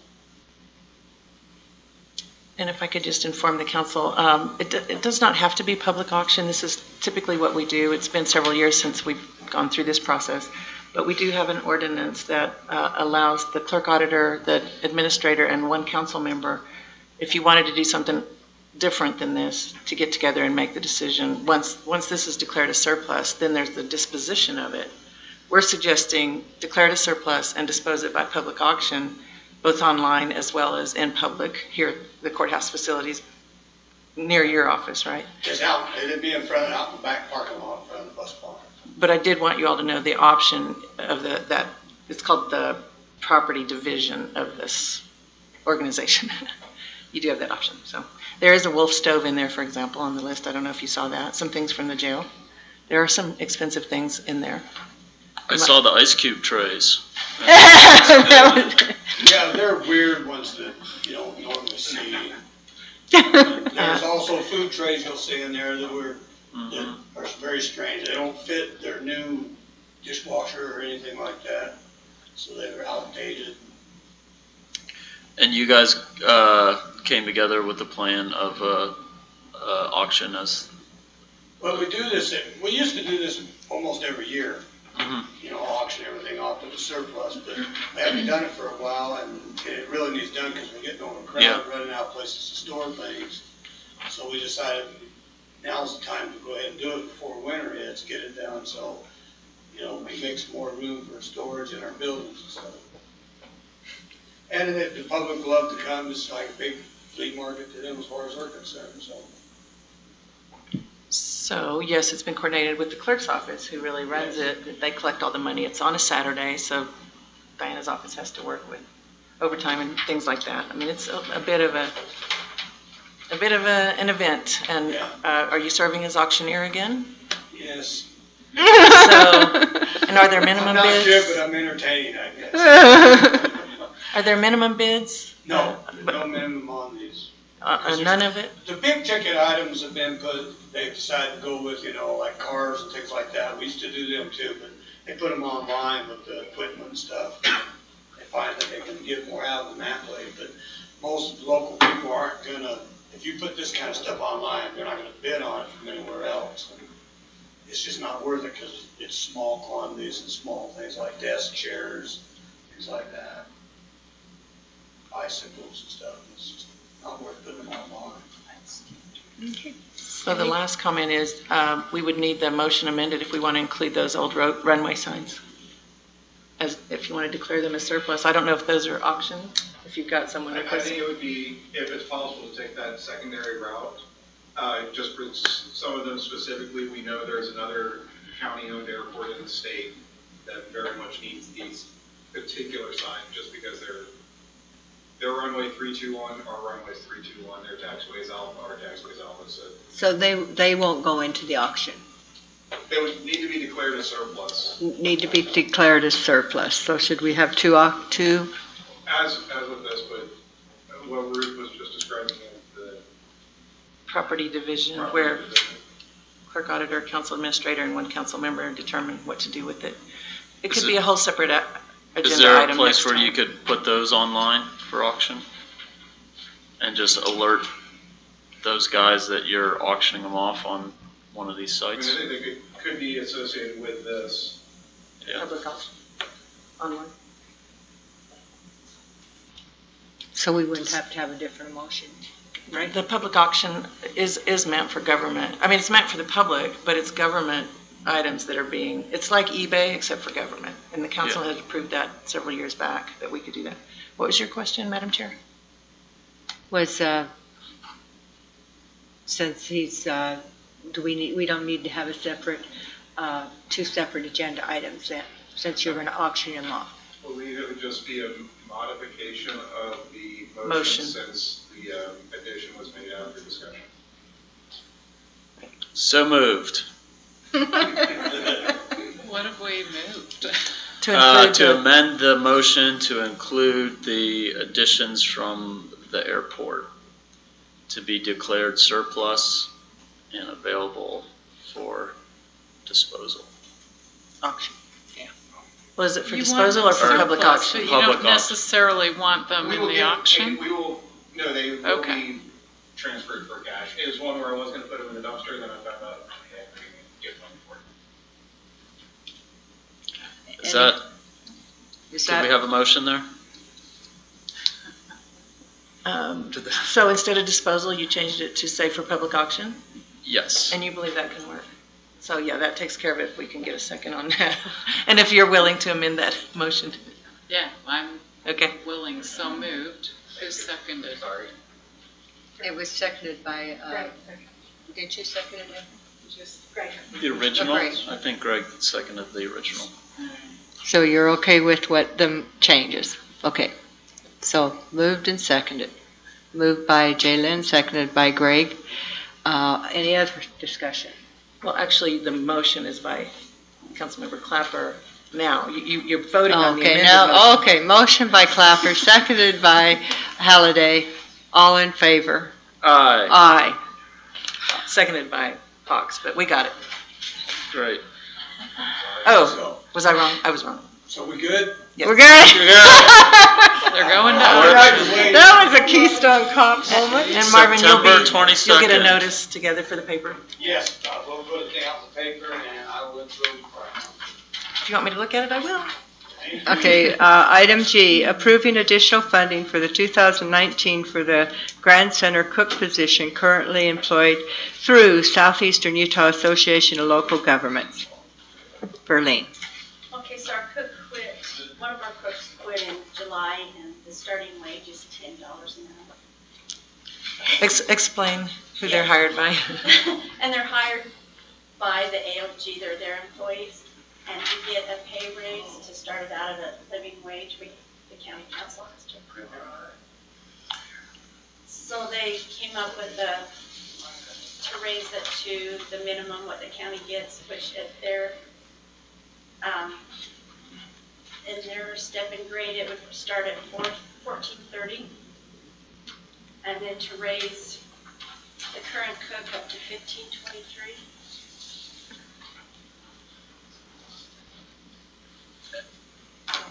No fiscal impact this year, but you will be needing more funds next year. They said that what we have in the fund balance would cover everything for their fiscal year. Great. Evan? Yeah, this was brought to the Budget Advisory Board's attention a few weeks ago, and with that knowledge, I would move to approve the additional funding for the Grand Center cook positions currently employed through Southeastern Utah Association of Local Governments, and authorize the chair to sign all associated documents. Motion by Evan Clapper. Do I have a second? Seconded by Rory Paxman. Any further discussion? Yes.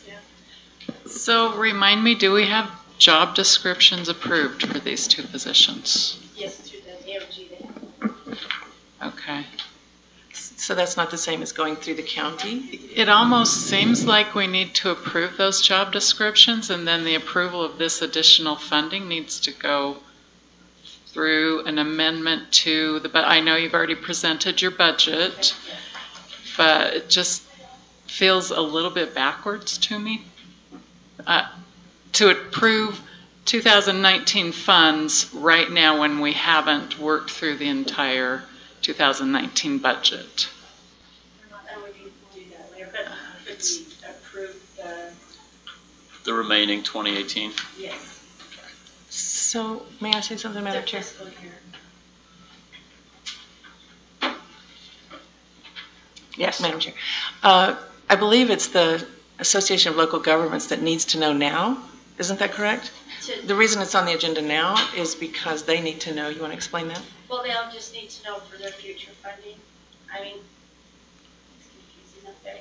But it's, we need to raise the wages now to the fiscal 2018, 2019. So they're on a July to July year? Okay. Yeah, she said that. So So it it's has a- to do with our contribution to the nutrition program. That's why it's not going to affect 2018. But we need to know whether we can recruit because we've got a cook missing. We need a cook. And technically they're county employees, or technically they're No, AOG, so they're not even, yeah. employees, But the contribution from the county pays their wages and Right. benefits. So you have to approve the raise. And they will stay Association of Local Government Employees. Yes. And I don't know if you need to address that, but They're going to stay? Yes. You still have to approve it because it's your money that goes up and pays your wages. Before they can raise them. Do we want it just be reflected in our contract when we renew the contract? We just renewed it though, so they would have. For next year? Yes, for next year. Excuse me, Diana? It'll be reflected when we renew the contract with the AOG. You might want to bring Next your. year. In 2019. When the county renews the contract with the AOG for the share of money that we give to them, it's just in the contract. It won't be, we don't have anything to do with their employees.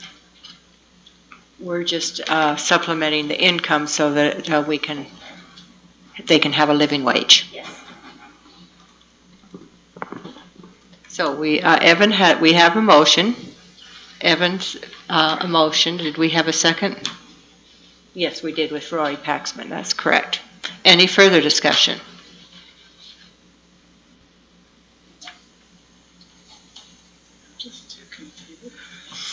Okay, I will call for a vote. All in favor of the motion to approve additional funding for the Grand Center cook position currently employed through Southeastern Utah Association of Local Governments and authorize the chair to sign all associated documents. All in favor?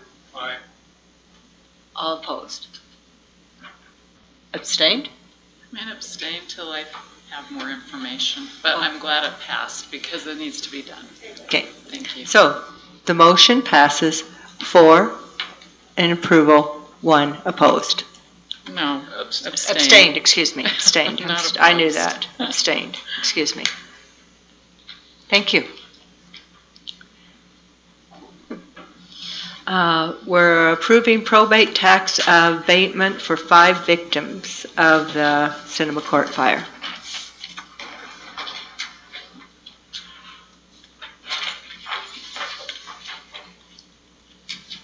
Swayze, Grand County Assessor. First of all, let me get your agenda in order. When I sent these across to Ruth, I was rushed, and so I put in an extra tax roll master for Jeremy Gay. He was not one of the victims, so that will be taken out of the packet, I guess, after Ronnie corrects it. And then you were given 2 additional tax roll master records for Partridge and 1101 Wasatch. And those 2 did lose their homes in the fire. It's on your dais. It's on the dais. Yeah, it's just added this morning. Last week, the Board of Equalization met, and the board approved a reduction in the building value to those affected by the fire. Those victims lost over 30% of their residential buildings, and as per Utah Law 59.2.1004.5, if a homeowner makes a request within 45 days after the fire to the Board of Equalization, they can prorate the number of months that the property is affected by and increase the value by that amount. Because the fire took place in June, that was half the year, so we prorated 50%. Because these people have suffered enough and have enough to deal with, trying to get their life back together, the hearing officer also suggested that we go to the county council and ask for the council to defer the other 50% of the taxes that will be due in November. And the council has the right to do that under Utah Law 59.2.1347 in the best interest of human. So that would only be on the buildings, not on their land, unless you guys choose to do it on the land as well, but it would be for the remaining 50% of the building values. So there's kind of 2 steps here. One is the value that we can reduce through the BOE, and then there's the remaining taxes that we're asking you to abate for these folks. And so you read the recommended motion? Does that cover it? Okay.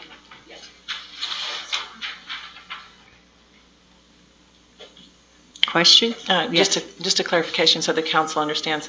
I think you all know you are the Board of Equalization Board. I don't want to confuse this.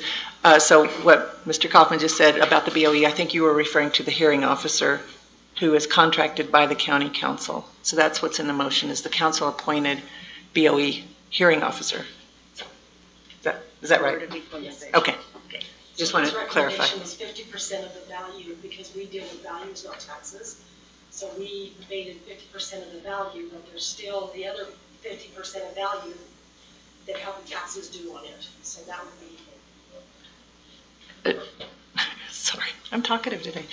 The other 50, the reason it's 50% is because of the date of the fire, which happened to be mid-year in June, close enough to mid-year. But with this motion, we are asking for 100%, 50% and the 50%, correct? Yes, ultimately, yes. Of the buildings. Of the buildings, not the land. And we're talking about $4,442.68. Correct. I'd like to make a motion. Okay. I move to approve the county-appointed Board of Equalization's hearings officer's recommendations to abate 50% of the taxable value of the parcels applied for by fire victims with loss dated June 12th, 2018, resulting in a prorated tax abatement of 50% of building taxes for each. In addition, I move to approve the abatement of the balance of building taxes based on best human interest for each parcel and authorize the chair to sign all associated documents. Motion by Evan Clapper, seconded by Rory Paxman. Any further discussion? Yes. Question. Does this have any impact on anybody else in the county? To the extent that the taxes won't be paid, it will decrease the collection rate. It will also increase the adjustment that's made for the Board of Equalization. So to that extent, yeah, it will very, very slightly increase, Everybody else's? Yeah. Okay. Any other questions? I'll call for a vote. All in favor of the motion? Aye. Passes 5-0. Thank you.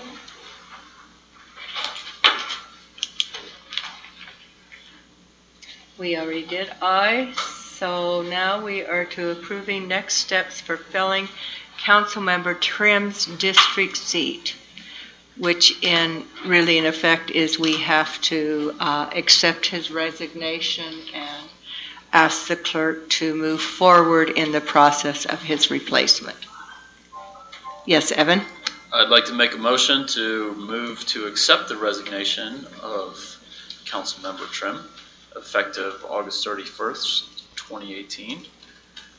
And that also with that, I'd like to move to direct the clerk to advertise the vacancy in the appropriate places and authorize the chair to sign all associated documents.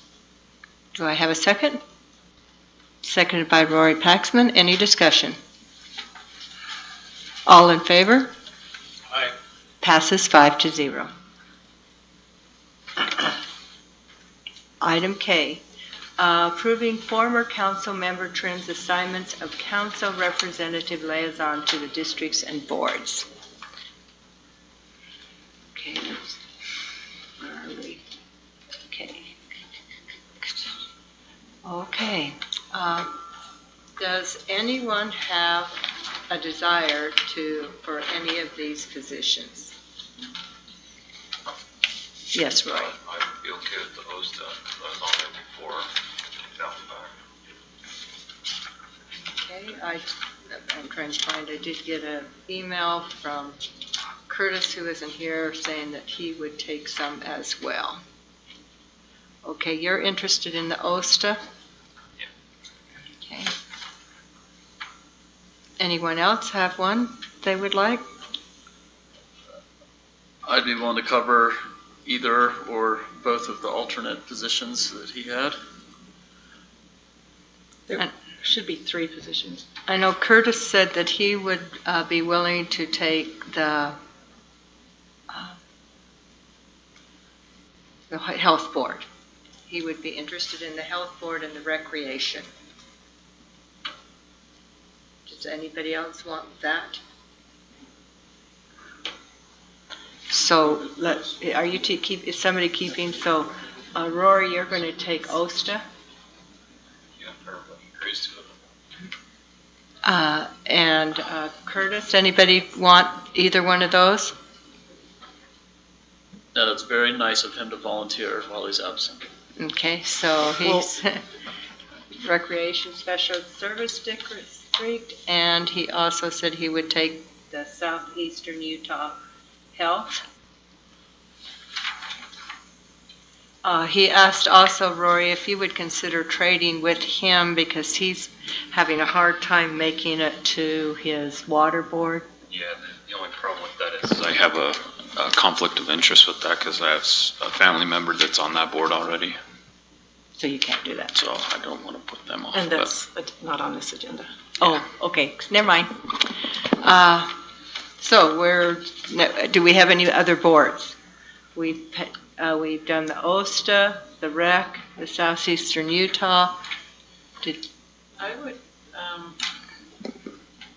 I would be the alternate for the airport board.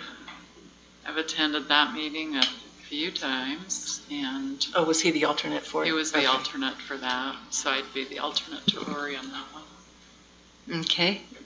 Where are we on filling his positions? I got to get to the list. He was an alternate for Jay Lynn if she was unable to make the Boundary Commission, and I could cover that through the rest of the year. Is there ever if you can't make it? They meet once a year. Good job. Okay, so Evan's going to do the... They could meet more. Boundary? They could meet more than that. Has to do with annexations. Does that cover them all? For some reason, Those are the ones that were highlighted. That was my computer. Okay. The summary. Okay. Do we need a motion around those? Yeah, motion for Rory to take OSTA, Curtis to do the recreation and and the health, Jay Lynn alternate for airport board, Evan alternate for boundary. That covers it all, doesn't it? Rory.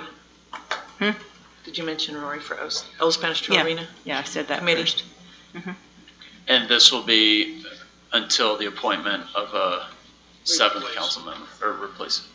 It's actually until January 1st when you all look at all of them all over again. But we can bring it up on the board. We can bring it up on an agenda. Depending on, I'm sorry, it depends on how the enabling documents are written. So with certain districts, like the EMS Special Service District, you have a term, and that's probably true on the REC District too, and possibly on the Health Board, which I think they're in flux with changing some things. So, but for the Advisory Committee, that can definitely be looked at the beginning of January, and also these alternate positions. So it could potentially be through the end of the term that Patrick was appointed for? Which is December 31st of this year. But every January we look at all of the council assignments. That's what Do we know how long the Health Board was in appointment for? It should be a 3-year term. Is that right? I'd have to look. No, I think they were just reworking all of that too. So. Well, I was only on it for 2 years. But we are able to relook at board assignments at any point if we get it on the agenda, correct? At any point, but definitely in January. It's in your So bylaws we to do could, it. after the person is appointed, put it on the agenda to relook at the appointments, because we've had to do that for other reasons throughout the year, where somebody can no longer. So, okay, so motions, did we get a first and a second, or we haven't even got a motion yet, right? So moved as noted by Chairwoman McGann. Okay, so OSTA, Rory, Curtis, Recreation in Southeastern Utah, Jay Lynn, Airport, alternate, and Evan, Boundary, alternate. That covers it all. Okay. All in, did I get a second? I'll second. Okay. Motion by Evan Clapper, seconded by Jay Lynn Hawks. All in favor? Aye. Opposed? Okay. Passes unanimously. We are now on item L. Approving proposed letter of support for scheduling passenger rail service between Spanish Fork and Moab. I see that Joe Kingsley is here. If anyone has any questions, he would be a better person to answer this because he's been attending the meetings. Any questions? Yes? I move to approve a proposed letter of support for scheduled passenger rail service between Spanish Fork and Moab, and authorize the chair to sign the letter. All in favor? Aye. Passes unanimously. Thank you. We are to consent agenda, and we need to read these, correct? Consent agenda items. M, ratifying the chair's signature on a plat map for Grand County's boundaries for Grand County Emergency Medical Service Special Service District. Ratifying the chair's, N, ratifying the chair's signature on dedicated plat with a secure right-of-way for Rimrock Drive, the new road at the future USU campus site extending from Mill Creek Drive. Item O, approving proposed letter authorizing the EMS director to perform duties at the discretion of the Grand County Emergency Medical Service Special Service District Board, in addition to EMS director duties under official transfer of employment expected January 1st, 2019. P, approving request of the Utah Department of Health to extend the current EMS license number 1001L expiration date for November 30th, 2018 to December 31st, 2018, and support the newly formed EMS district to obtain the EMS license starting January 1st, 2019. Q, approving transfer of lease agreement with Grand County at Canyonlands Field Airport for Vend Moab due to new ownership.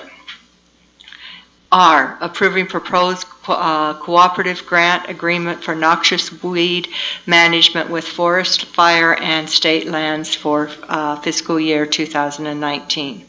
Approving proposed grant agreement between the Utah Department of Natural Resources, Divisions of Wildlife Resources, and the Grand County Weed Department for controlling Russian knotweed and, how do you say that?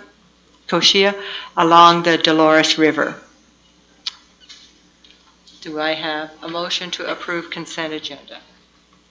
Jaylyn, seconded by Evan.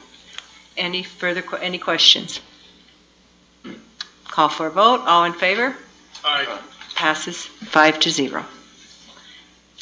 Okay, we are now to discussion on calendar items and public notices. T. Okay. I'm filling in for Bryony today. Let's see, September 11th, we have the Economic Development Corporation of Utah annual meeting in Salt Lake City, 11 o'clock. I can't remember who our representative on the council is, but you're actually a trustee of their board. I don't remember. No, which one is it? I was September 11th, EDC Utah, Economic Development Corporation of Utah.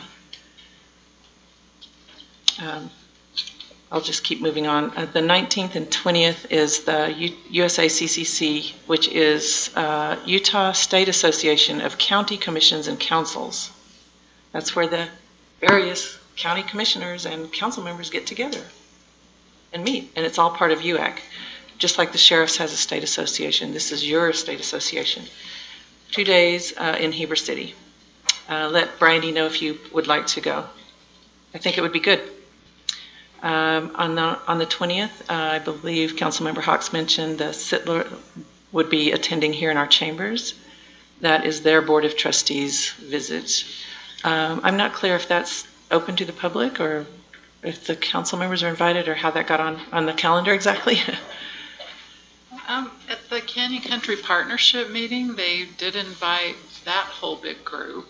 So I'm assuming it's a public meeting. Okay. And that's 8:30 on the 20th, if I'm reading that right. 1:30 on that same day, Thursday, the 20th, we have a performance review committee. Last meeting was canceled, so I can't remember who was scheduled for that, which one of you all was planning to attend, but if you can attend, 1:30 for a few hours, a couple hours. I was on for the last one. I was just entering in this other date on my calendar. Let me get back to, we're talking about the 20th? Yes, 1:30. Or shortly. I should be able to do that. You should. Okay, great. Yes. We'll put you down. Thank you. And that's what I had as things to point out to you all for September. Anyone have any changes? Mr. Halliday. Yeah, the Thompson Board moved to this Thursday from the 13th. It's just this month only. Okay. So, I mean, it was supposed to be for the 13th at 7 p.m. It will be on the 6th at 7 p.m. Okay, and that's their water board. Yes, that's their water board. Okay, good. Anyone else? Okay, October, on the 4th, which is a Thursday, we have the BLM County Coordination Meeting. I think we finally got squared away on when they're meeting. Let's see, on the 18th, another performance review committee to look at exemplary merit increases for those who are in that program, the ones who are. That's on the 18th. Mm-hmm. Any takers for October? I'll do October. Okay, thank you, Mary. Madam Chair. And then on the 25th, we do have the CCP Canyon Country Partnership meeting, this time at the River History Museum in Green River. And then on the 30th, that will be 5 Tuesdays for the month. If the council needs an administrative workshop, you have that date. What? Held up on October 30th. If there's something that comes up where you need a special meeting, that date is a possibility. Anyone have anything else for October? Okay. I want to review, I'm not sure I'm doing this in the order that's in the packet, but the county board and district volunteer announcements that we have around town, and I believe we're in the paper. We do have one Historical Preservation Commission opening. This is with a term expiring December 31st of 2021. No applicants. The Moab Area Travel Council has been reported on where we actually had 7 received, 6 interviewed because 1 did not qualify per the ordinance for 2 positions that both expire at the end of this year. The Recreation District, 1 vacancy, no applications, expiring at the end of 2018.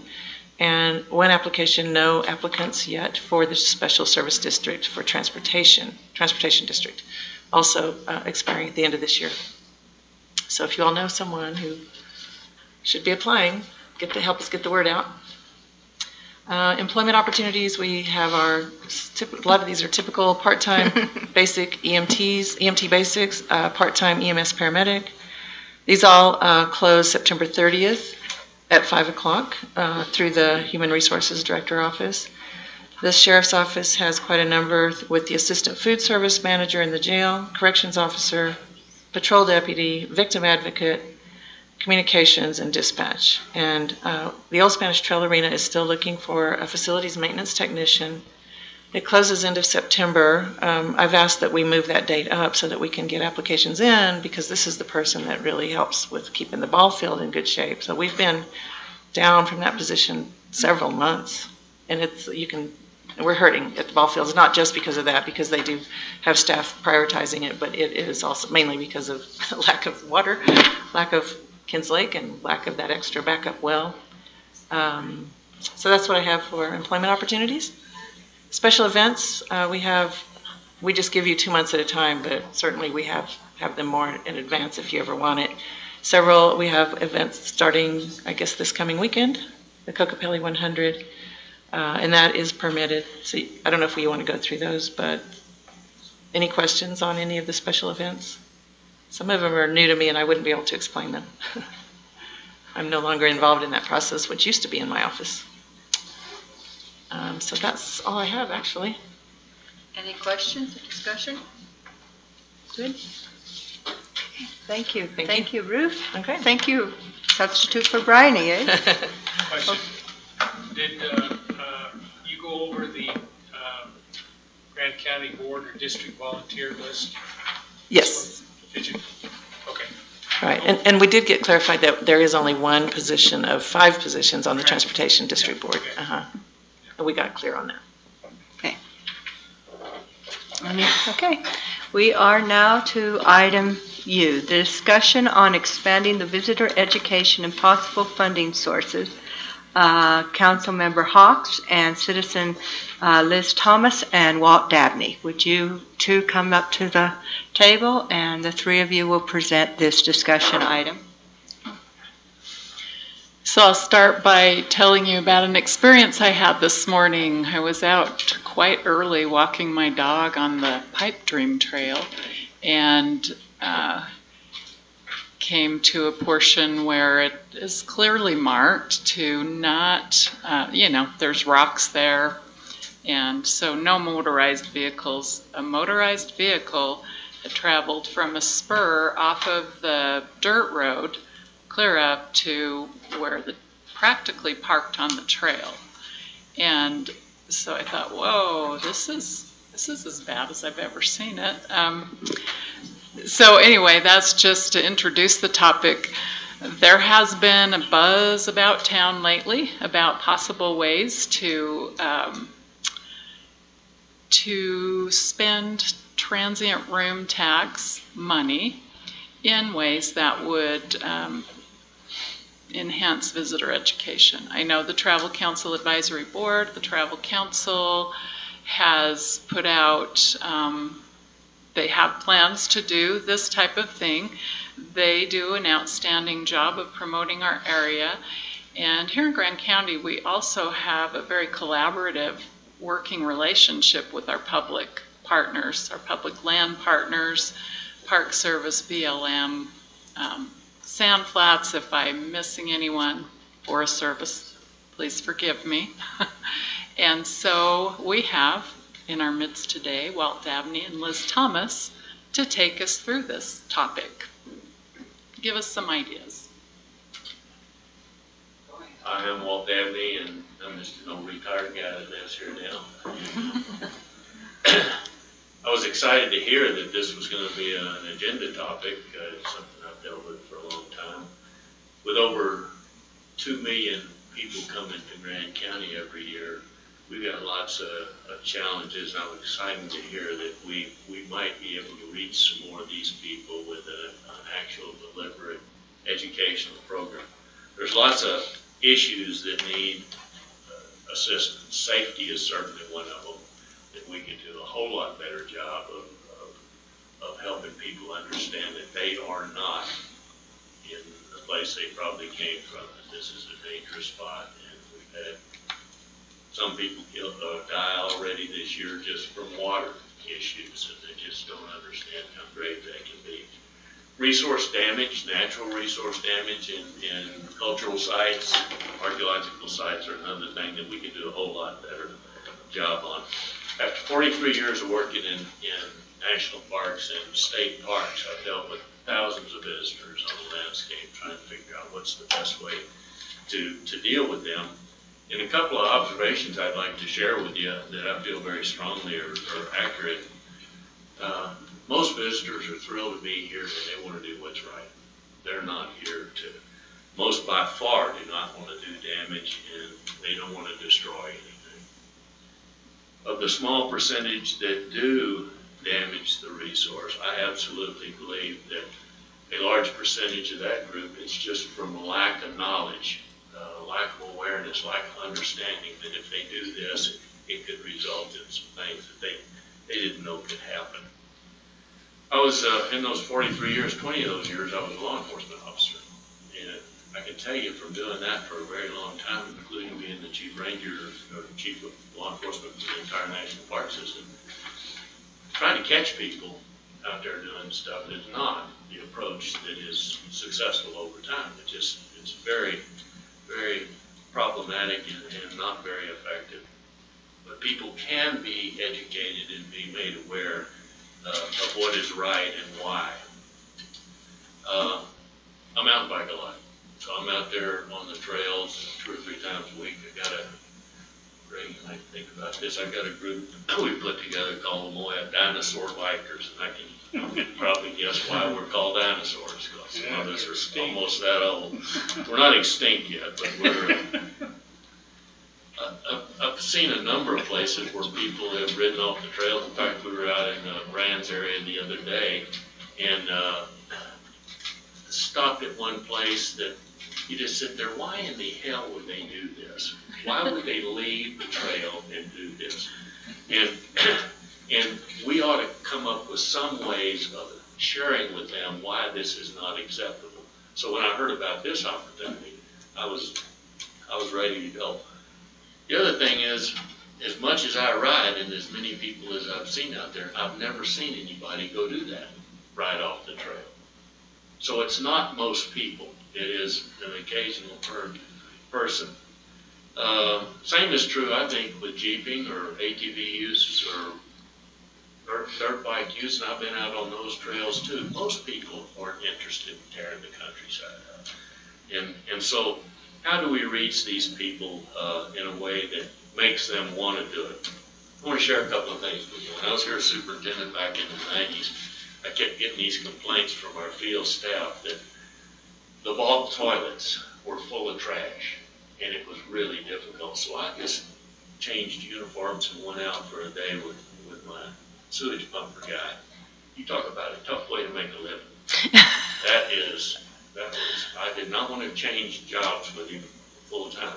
We went out there and pull the head off of those things and stick that suction tube down there, and about the 10th or 15th bottle or can or sack of plastic bag of stuff or a diaper that stopped up the hose, and you got to pull it out of there and peel it out of there and that kind of thing. I said, okay, this is not okay. And what we're doing is we got a sign in the bathroom that says, don't throw trash in the toilet, and it's full of trash. So we came back and said, okay, I really believe the problem here is we are not telling them why. They just think it's a nuisance for us, and it is a nuisance for us. So we rewrote those signs that said, please do not throw trash in the toilet because it's extremely difficult to pump it out. And the trash load went way down. And I guarantee you, from my perspective, the only reason that happened is because people went, oh, okay. I see that it's not just because they don't want to put a trash can out here. And another thing, archaeological sites. We were having trouble with people going up to archaeological sites, and I'm talking about not each archaeological site, but the high value ones like Horseshoe Canyon, the great gallery in Horseshoe Canyon. And I got constant complaints about people going up and touching the thing and so forth. Well, my archaeologist said, we're not doing a good job of this. We're not telling them what is an acceptable way to do it. So she said, let me try something.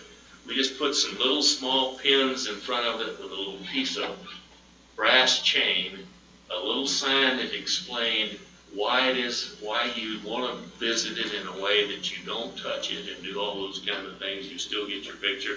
Put an ammo can there with a log book, write your thoughts down and so forth. You could go in there most of the time and there wouldn't be any footprint on the other side of that chain because we shared with them what was expected. I tell you, on the toilet thing, go to Brands someday and see how many people unload a mountain bike. And where do they go first before they hit the trail? They go to that bathroom.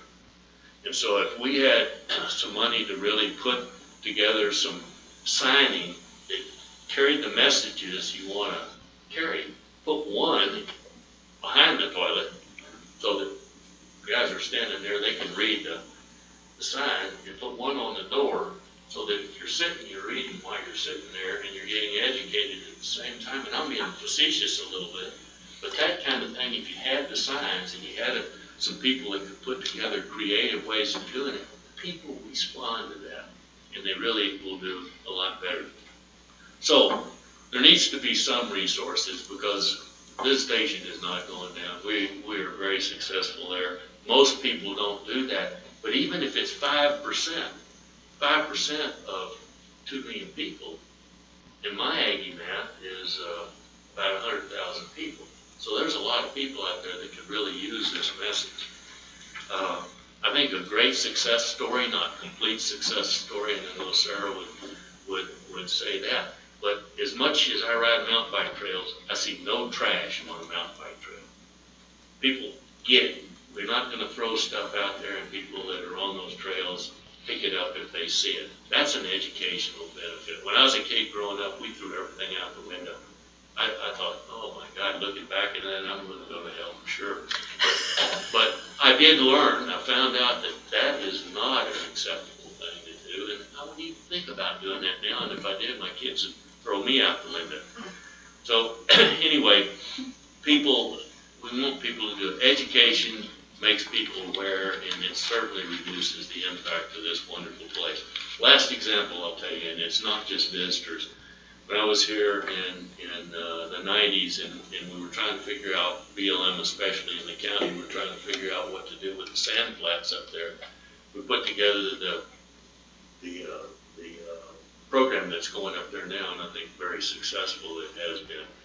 But I can remember they invited, after they hired the first crew that was going to run this place, and I think it was 10 or a dozen young people, most of whom were right here in Grand County. And they had all of us come up there and listen to these young people talk before they started their job of managing sand flats. And about the third one of these young people that spoke was a big guy. I mean, a big, strong 18-year-old kid. And he started out and he said, you know, I grew up here in Moab. My dad was a miner. And he said, I was really skeptical of this deal here. He said, but I will tell you that after this week of training, if I knew 10 years ago what I learned this week about this place, there'd be a hell of a lot less of it going up by me. And I thought, whoa, now that is, I remember that from 20 years ago, just clear as it happened yesterday. And so that's what we're really trying to do with an education program. If you can make people aware, if you can give them an understanding, and they appreciate something, they're going to better support it, advocate for it, and protect it. And that's what we're trying to get with an educational program like that. So thank you for listening and using things. Yeah, it's always so great to follow Walt, because I'm going to be a letdown. No. I don't have a great accent, but I won't try to repeat what he said, because he says it way better. But I think everybody here could recognize the Travel Council's just kind of done a great job over the last 10 years. And hotels and Ivy rentals are booming. But we haven't really changed. So the tourist numbers have grown exponentially. That's what the Travel Council was supposed to do, and they've done a good job. But we really haven't changed how we address and spend the TRT money to deal with what's going on here. And that's kind of what we're asking for today. The Travel Council is doing their job, but I think we have a lot more work to do here when we get visitors here. You know, a lot of people come, like Walt was saying, a lot of people come here, they've never been to the desert before. They've certainly never been to any place like Moab, Utah before. And I was at the free concert this weekend, and one of the musicians got up and made this little spiel on the stage about how beautiful, I mean, he was looking out at the Mill Creek Bends when he was talking at Old City Park, and he was looking at it, he goes, you can't even explain to people who have not been here what it's like. It's just not real. And it kind of made me think, like, yeah, it's not real to a lot of people that come here. It's just beautiful. It doesn't have prickly cactuses all along all the trails, you know. It's just so easy and soft to get off of the trail and just go do things. And I think people do it, but they're not thinking what the impacts could be. And like Walt said, they're probably not trying to do it maliciously. They're just not educated and informed on what the impacts are when you traipse across kind of a fragile desert landscape. And I remember, I didn't work for the federal government, but I remember when the BLM put up these signs that drove me crazy. They said, you know, please suspend travel, revegetation and progress. And I was like, yeah, that's going to work. It just seemed so silly. And they totally work. I mean, those things are all, you know, in various places around the county, and they work. I mean, they really, things have revegetated. And again, you just tell people why, and they're like, oh, okay. I just don't want to repeat anything he said, which was all great. You know, I do want to mention, like, this is something we'll say, but we do have a lot of really expert federal and county agencies in Grand County that do actually know how to do visitor interaction, gather information from visitors, and actually start educating visitors. And I think that we would be remiss if we didn't reach out to those agencies, the BLM, Forest Service, the Park Service, and the great team at Sand Flats. They're amazing, and they have that kind of expertise on coming up with the right kind of educational material that might be persuasive and effective. And they're on the ground, and I think that you know, we should reach out to them for ideas, and the public too. I mean, there's all kinds of great ideas that, you know, I think the public has and agencies have that we could work with to start educating folks and kind of let them know, like, yeah, this is a really special place and you can be a part of keeping it that way. So the next generation or the next round of tourists that come here get to see it unspoiled too. I think it's something that we can do now too. This request isn't something we have to go to the legislature to do.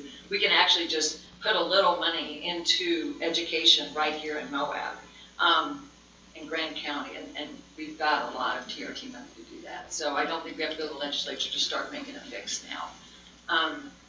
Again, I think the Travel Council has done a great job, but I do think it's time now that we step back and say, gosh, we need to do better here, better for all of us, the locals and the visitors when they get here. They need to be seeing a place that's pristine and nice. So I think that we can accomplish that with a little bit of teamwork with the agencies and the Travel Council and the council together. Thank you. Thank you. Thank you. Thank you very much. Yes. I'd like to speak on behalf of the Travel Council since I am the executive director, and apparently you have not seen the video that we just made for biking, and we also made a video for UTVs, educational 5-minute video that talks about staying on the trail, and it is out there, and we have spent money to produce that video. We got the police chief involved, 3 of our local tour companies, Moab Tour, High Point Hummer, and Moab Cowboy, who participated. And I suggest that you go to our website. Have you been to our website, discovermoab.com? If you haven't, go there and you'll see the videos. We're also in a process of, this is a prototype of the educational piece because it's all about educating the visitor.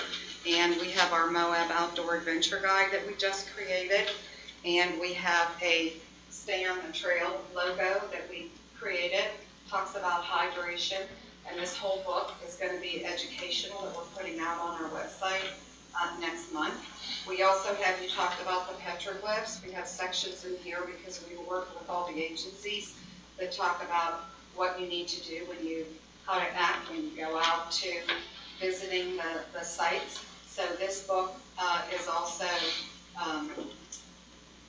it's got a lot of information that we've obtained from the BLM, the Forest Service, the Park Service. We have engaged in all the agencies to produce this, all about the river, something we don't have out there currently. So this is the educational piece that we're going to launch on our website first, and then it'll go into printed production in next year's budget. So our Travel Council is educating the public. We have 2 million visitors that come to the website, 2 million plus visitors every year that come to the website. And we have, our website does not have advertising on it. It's full of inspirational and informational product on there that people can navigate through. And if you haven't gone there, I suggest you guys, and just our whole community, check out the Discover Moab website to see all of the educational pieces that are on there. So we're talking about hydrating, we're talking about donating to the EMS, to the search and rescue. We've got full pages about what you need to do when you're out there. So that's what this Moab Adventure Guide is going to be. And from the Travel Council this year, it's all about education. So I think we're one step ahead. And I'm glad to see that you care about this because we have the same thought. We care too. We want to educate people. Thank you. I think that's, did you call me? I did, but I don't have that authority, sorry. Anyway, thank you, Elaine. Yes, what? I was just going to say, I think that's great stuff, but that would be complementary to what we're talking about as well. I mean, I don't see anybody out there on the bike trails or in those cars that are reading or doing the computer or anything. They need something that confronts it at the trailhead, out on the trails and places like that.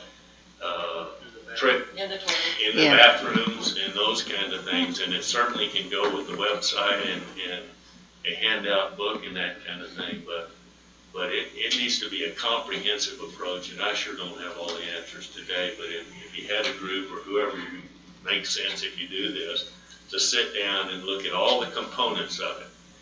At an interpretive program in a national park or any place that have an interpretive program, you have fixed exhibits, you have brochures, you have programs that you actually hands-on program with people. You have movies, you have all kinds of things, and without any one of the components, you don't have a complete package of reaching the visitor with the message that you're trying to reach. And so I think what we're talking about is really doing it at the interface with where these people are actually conducting their activities. And my experience working with the Travel Council and Elaine is that they are very interested and willing to step forward and spend money and time. I think it's been a difficult time for our Travel Council because they're being attacked in a pretty hostile manner, which tends to create a bit of a, where you become defensive through that process. But I think we have with Elaine and our Travel Council a group of people who will look and think about the suggestions. I know they have been very helpful with the Throttle Down program, and I think they're very open to looking and listening and working with a committee and a community. Yes, so I'm excited about that. Yes. I just want to add, not to just respond back, but I agree. I think they're very good. They're experts at getting people to Moab and to Grand County to visit. That's it. But I think there's also experts on another part of, and kind of aside from that. And even though, they might have been consulted for the booklet, that's great. But I think that if you put a bunch of, experts that know how to manage resources, interact with visitors, and develop persuasive messaging, and have a brainstorming thing, you might come out with some pretty interesting concepts that we haven't really thought of yet, and that would be out on the ground and might actually, help. I think we can all enhance what we're already doing. I think that's a possibility, and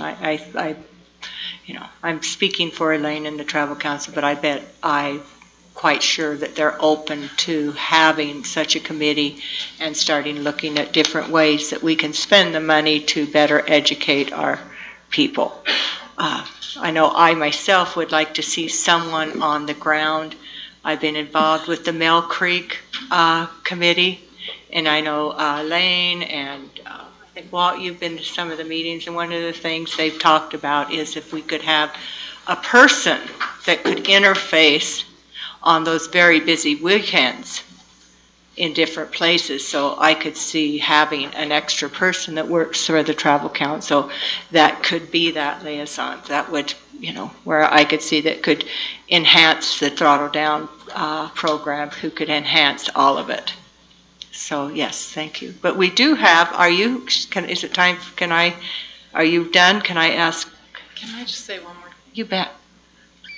I have viewed the educational video that the Travel Council did, and it is stunning. It is absolutely stunning. And for me, the education piece, I have refrained from commenting on it because it was so stunning, but for me, it was more a promotion. And the education piece got lost in the stunning beauty of the area. I don't know how you put out a video of this area and not have education get lost in that absolutely amazing landscape. So this might be a case in point where the boots on the ground, public land partners could be very helpful. Thank you. Anyone else from the council have anything to say before I call? Public comment? Yeah, there's quite a few public comments, so I will take them in the order I received them. And for the public comment, what we would like the people, when I call their names, to do is to come up. You can either sit at the table or the podium, whichever one you feel the most comfortable at. We ask you to keep your comments at around 3 minutes. Be concise, and also, try to bring up some new ideas that we haven't heard from our great presenters that we had previously. So thank you. Bob Phillips.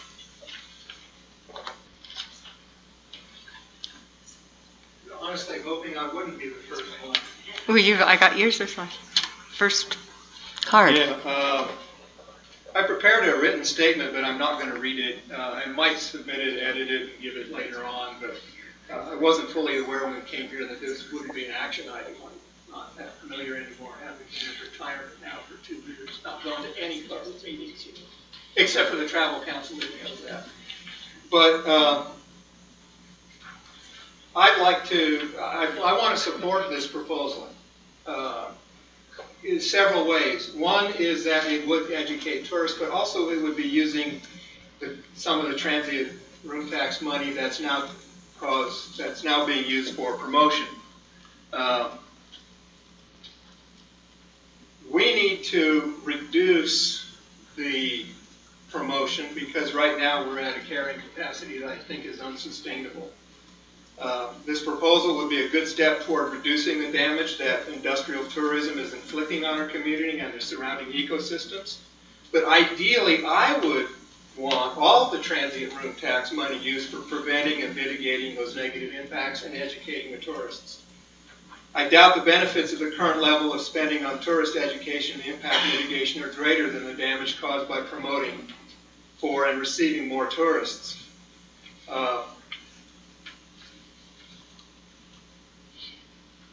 One of the comments that I just logged right here pointed out that the Travel Council has made some good videos and does plan to have some good literature.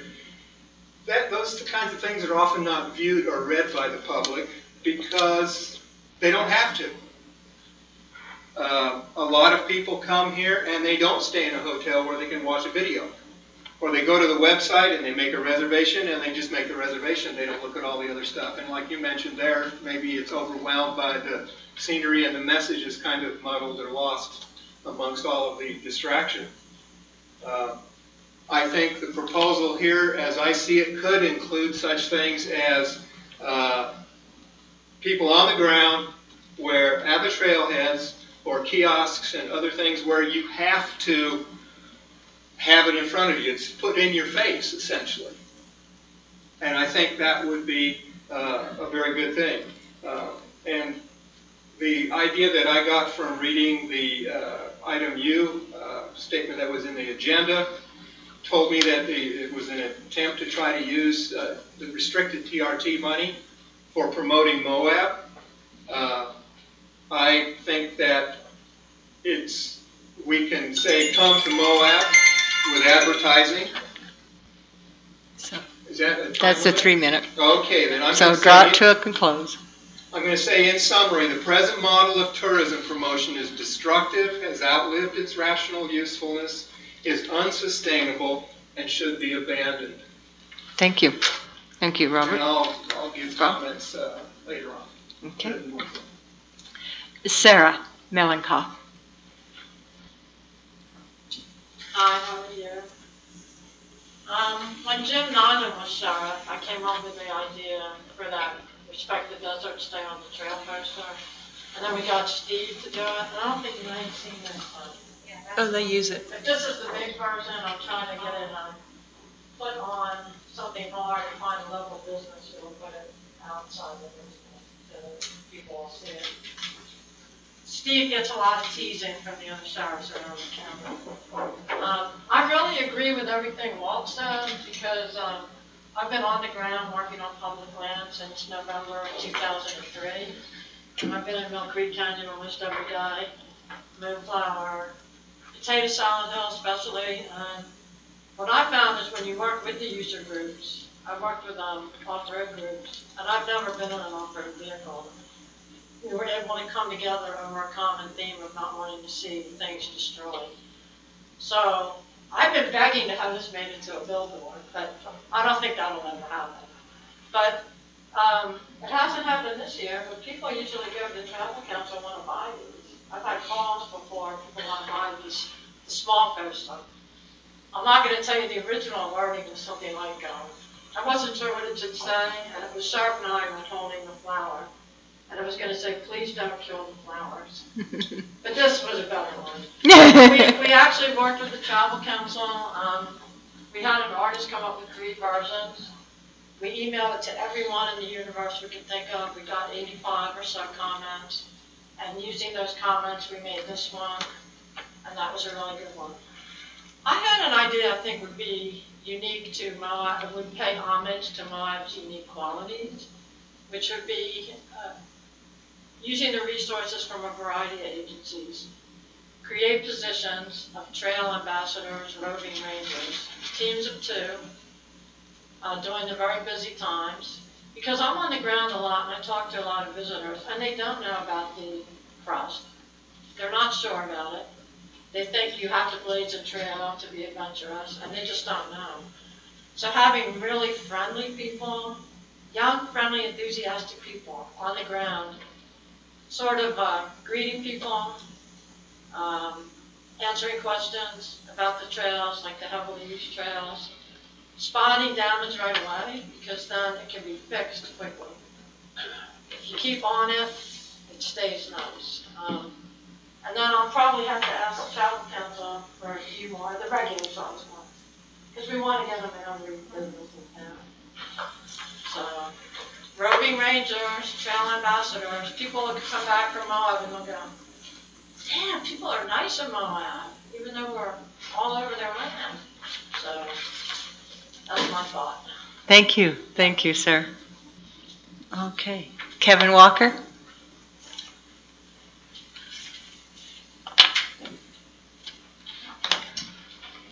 Hi, my name is Kevin Walker. I'm going to try to not say things that have been said before. One is it's even I'm a little unclear on what exactly the proposal is, but one thing it is definitely is preliminary. This is just information gathering. Eventually, the county council is going to have to make some decisions about how this travel council money is spent. But you don't want to make those decisions until you know what all the options are.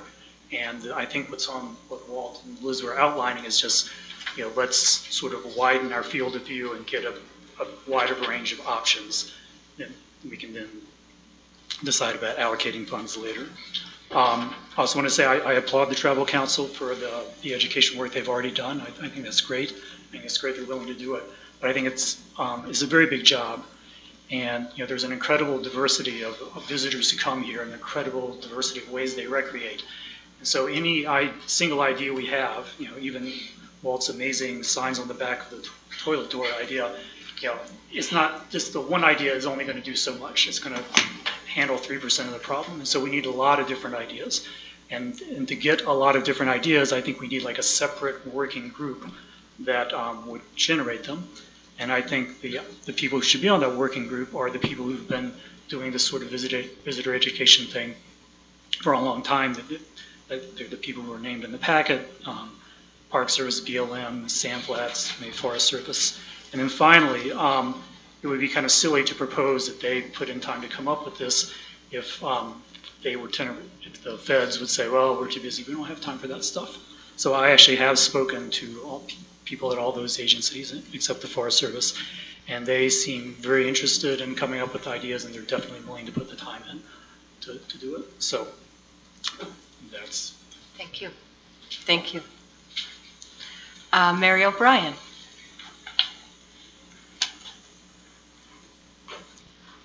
Hi, Mary O'Brien out at Castle Valley. My husband and I, about once a month, go on the east side of the valley and sweep out,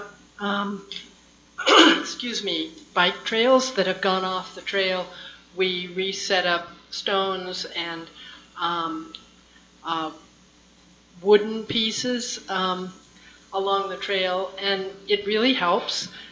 So I want to really second what Bob Phillips was saying about the need for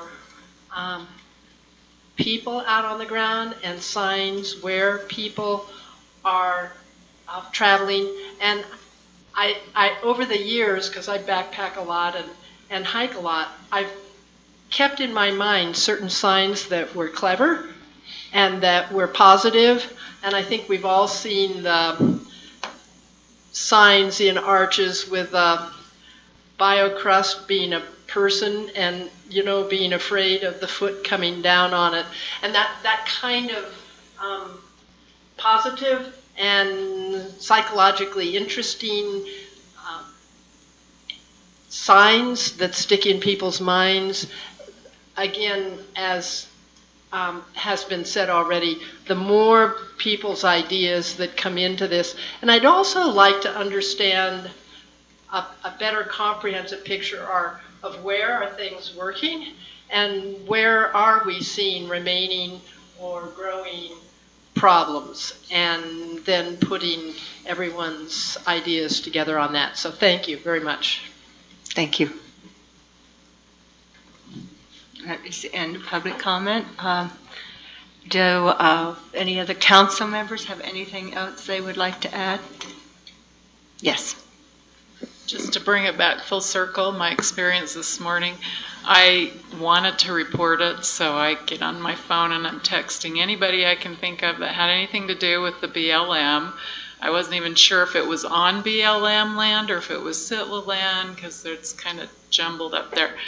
And I finally got someone that I knew worked at BLM, and she passed the complaint along to the proper authorities, and they called me back, and of course the person was gone by then. But so one of my ideas that the light went off in my head, if there were some way to point out, to make it easy to report, and visitors who are coming know that it's easy to report, that's sometimes a deterrent for people. So that might be another one that we could add to our toolbox.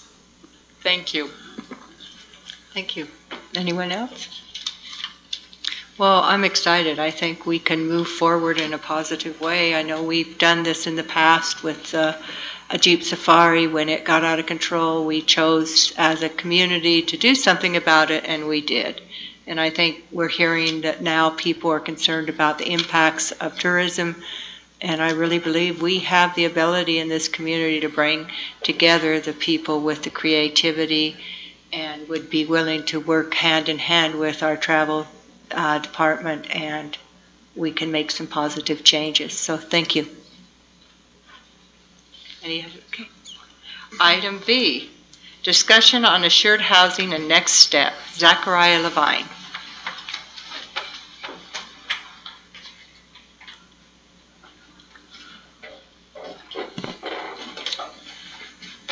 Okay, so it has been some time since BAE Urban Economics presented the results of their second phase of the economic studies that went into some of the quantitative supporting justification for the assured housing policy that has been under consideration for the last couple of years in the city and the county.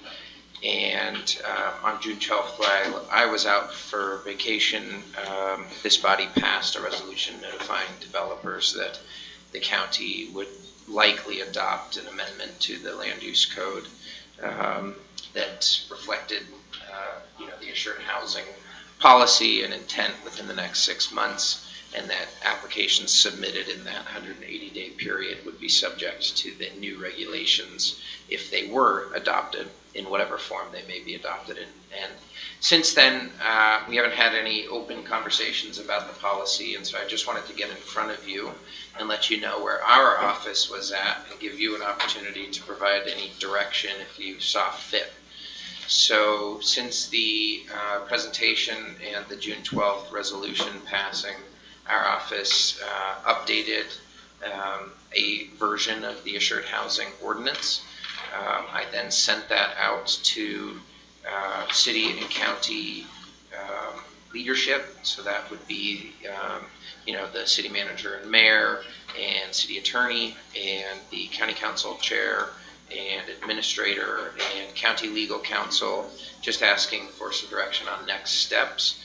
And those steps could include a variety of sub-steps, including working group meetings or legal reviews or meetings with developers, whatever anyone saw fit. And I then proceeded to have a slight back and forth exchange via email with Jeff Reinhardt, the city planner, and basically it was just my view on some issues and his view on some issues, and Since then, I've had a number of conversations with the city's legal counsel and with the county's legal counsel, and there are a number of legal considerations that all of us are discussing and talking about right now, and so I suspect that we'll have a full formal legal review into the county in the next few weeks. But November 12th, that 180-day deadline is, going to come upon us faster than we'd like, and so I just wanted to, impart a sense of urgency to make sure that, we're sticking to the timeline that was set forth in that June 12th resolution. So I will continue working on the draft and working with legal counsel and with BAE Urban Economics to make sure that, we're doing everything on our end to fulfill our administrative responsibilities to you all, given the amount of direction we've received. But if you want to see anything more than that, or in a different venue, then please do let me know. So what you're wanting today is, do you want to direct, like, we would like you to move here, or just that we are comfortable with where you're going at this point? Yeah, my primary objective was just to give you an update, to let you know that this isn't, off the radar, or, sitting on a shelf gathering dust already. It's, it's something that I have been working on, my staff has been working on, and we're in conversations about it. And so if you want anything more than an update like that, then let me know. Any questions? And if not, it's fine. It's just, I want you to know where we're at in the process. Yeah. So did you have an idea maybe when the public hearing will be? So this will have to go through the standard process of all code amendments. It would be, public hearings at Planning Commission and a public hearing at County Council. And because that November 12th deadline, by the latest we could have a public hearing at Planning Commission is the first or second meeting in October, to really, not get up to like the very last minute deadline, probably the first meeting in October, so that you could get it at your second meeting in October and then have a couple of meetings to deliberate on it. So that would be like, as tight as we could get it, I think. Otherwise, we're going to have to start looking at like end of September for the first Planning Commission meeting, which would probably be better, but that's starting to then coincide with our public hearing about the high-density housing overlay. And to be honest, it might make sense to pair those together in one public hearing, but probably be the same people that show up to vote. Maybe, yeah. So we'll see. I am hesitant to schedule anything until all of the legal analysis is done and everything. So that's good. Anything from the council? The Planning Commission is still playing an active role in the edits or discussions, or is it mostly within the office? I mean, they've seen the updated draft. We went over it at the last Planning Commission meeting, but at this point, it's a fairly narrow, process of editing for legalities, technicalities, and that sort of thing. So I think they're still on board with the broad concept, and they're familiar with the underpinnings of it, the quantitative underpinnings of it. So. Yes. I just want to point out, we don't have a scheduled joint meeting with the city council. Something happened to our last one that, anyway. Yeah, we probably didn't want have to that. have one to do with this, correct? Do you So think? I think, to the degree possible, I've always been advocating that the city and the county try to get their policies, as equivalent as possible. And I think that sentiment is shared by the folks in the city that I've been working with. Might be good to think about an currently unplanned joint meeting if needed, but at this point we're just working in parallel and together. So I think it's premature right now to schedule something, but there may be kind of like a last minute need. So just stand by on that, and I'll work with Ruth and David and Emily to let you all know if that's needed. Right, and one concern might be that this body might have a different stance or a different level of aggressiveness about it than the city. I mean, those are things to think about. What would it be like if the city's ordinance is different than the county's? Maybe it's okay. I mean, lots of their ordinances are different than ours. But as Zachariah is saying, the closer they can be, the easier it is for developers to understand what the standards are, because it's difficult for them if it's different in the city limits, just because of a boundary into the unincorporated county. So those are things that are things to think I think that's probably a general principle that applies, that you know, the more alignment between the city and the county's land use regulations, the better for our development community and our residents. So, you know, that's a much larger, different conversation, but, you know, I think on the ground in terms of working with residents and builders and developers, that's a prominent theme that I am carrying in the commentary that we get. So. Are they working under that same November deadline? Well, they passed their resolution before the counties. I don't know. I was out of town, but I think it was maybe a week or two before. So they're even under a higher. Do you know? Yeah, It's probably the end of October. Yeah. So you're on a tighter schedule than we are. So I've had a number of conversations with outside legal counsel that Andrew's office directs us to, and so we work pretty closely with them, which is nice. And they're aware of the studies, and I've talked to the property rights ombudsman a number of times. You know, so I've had a few conversations with developers, but we haven't received any complete applications for hotels or lodging-related developments. So, you know, no situations have arisen where we actually have to make a judgment call about, you know, how to deal with an application right now. So.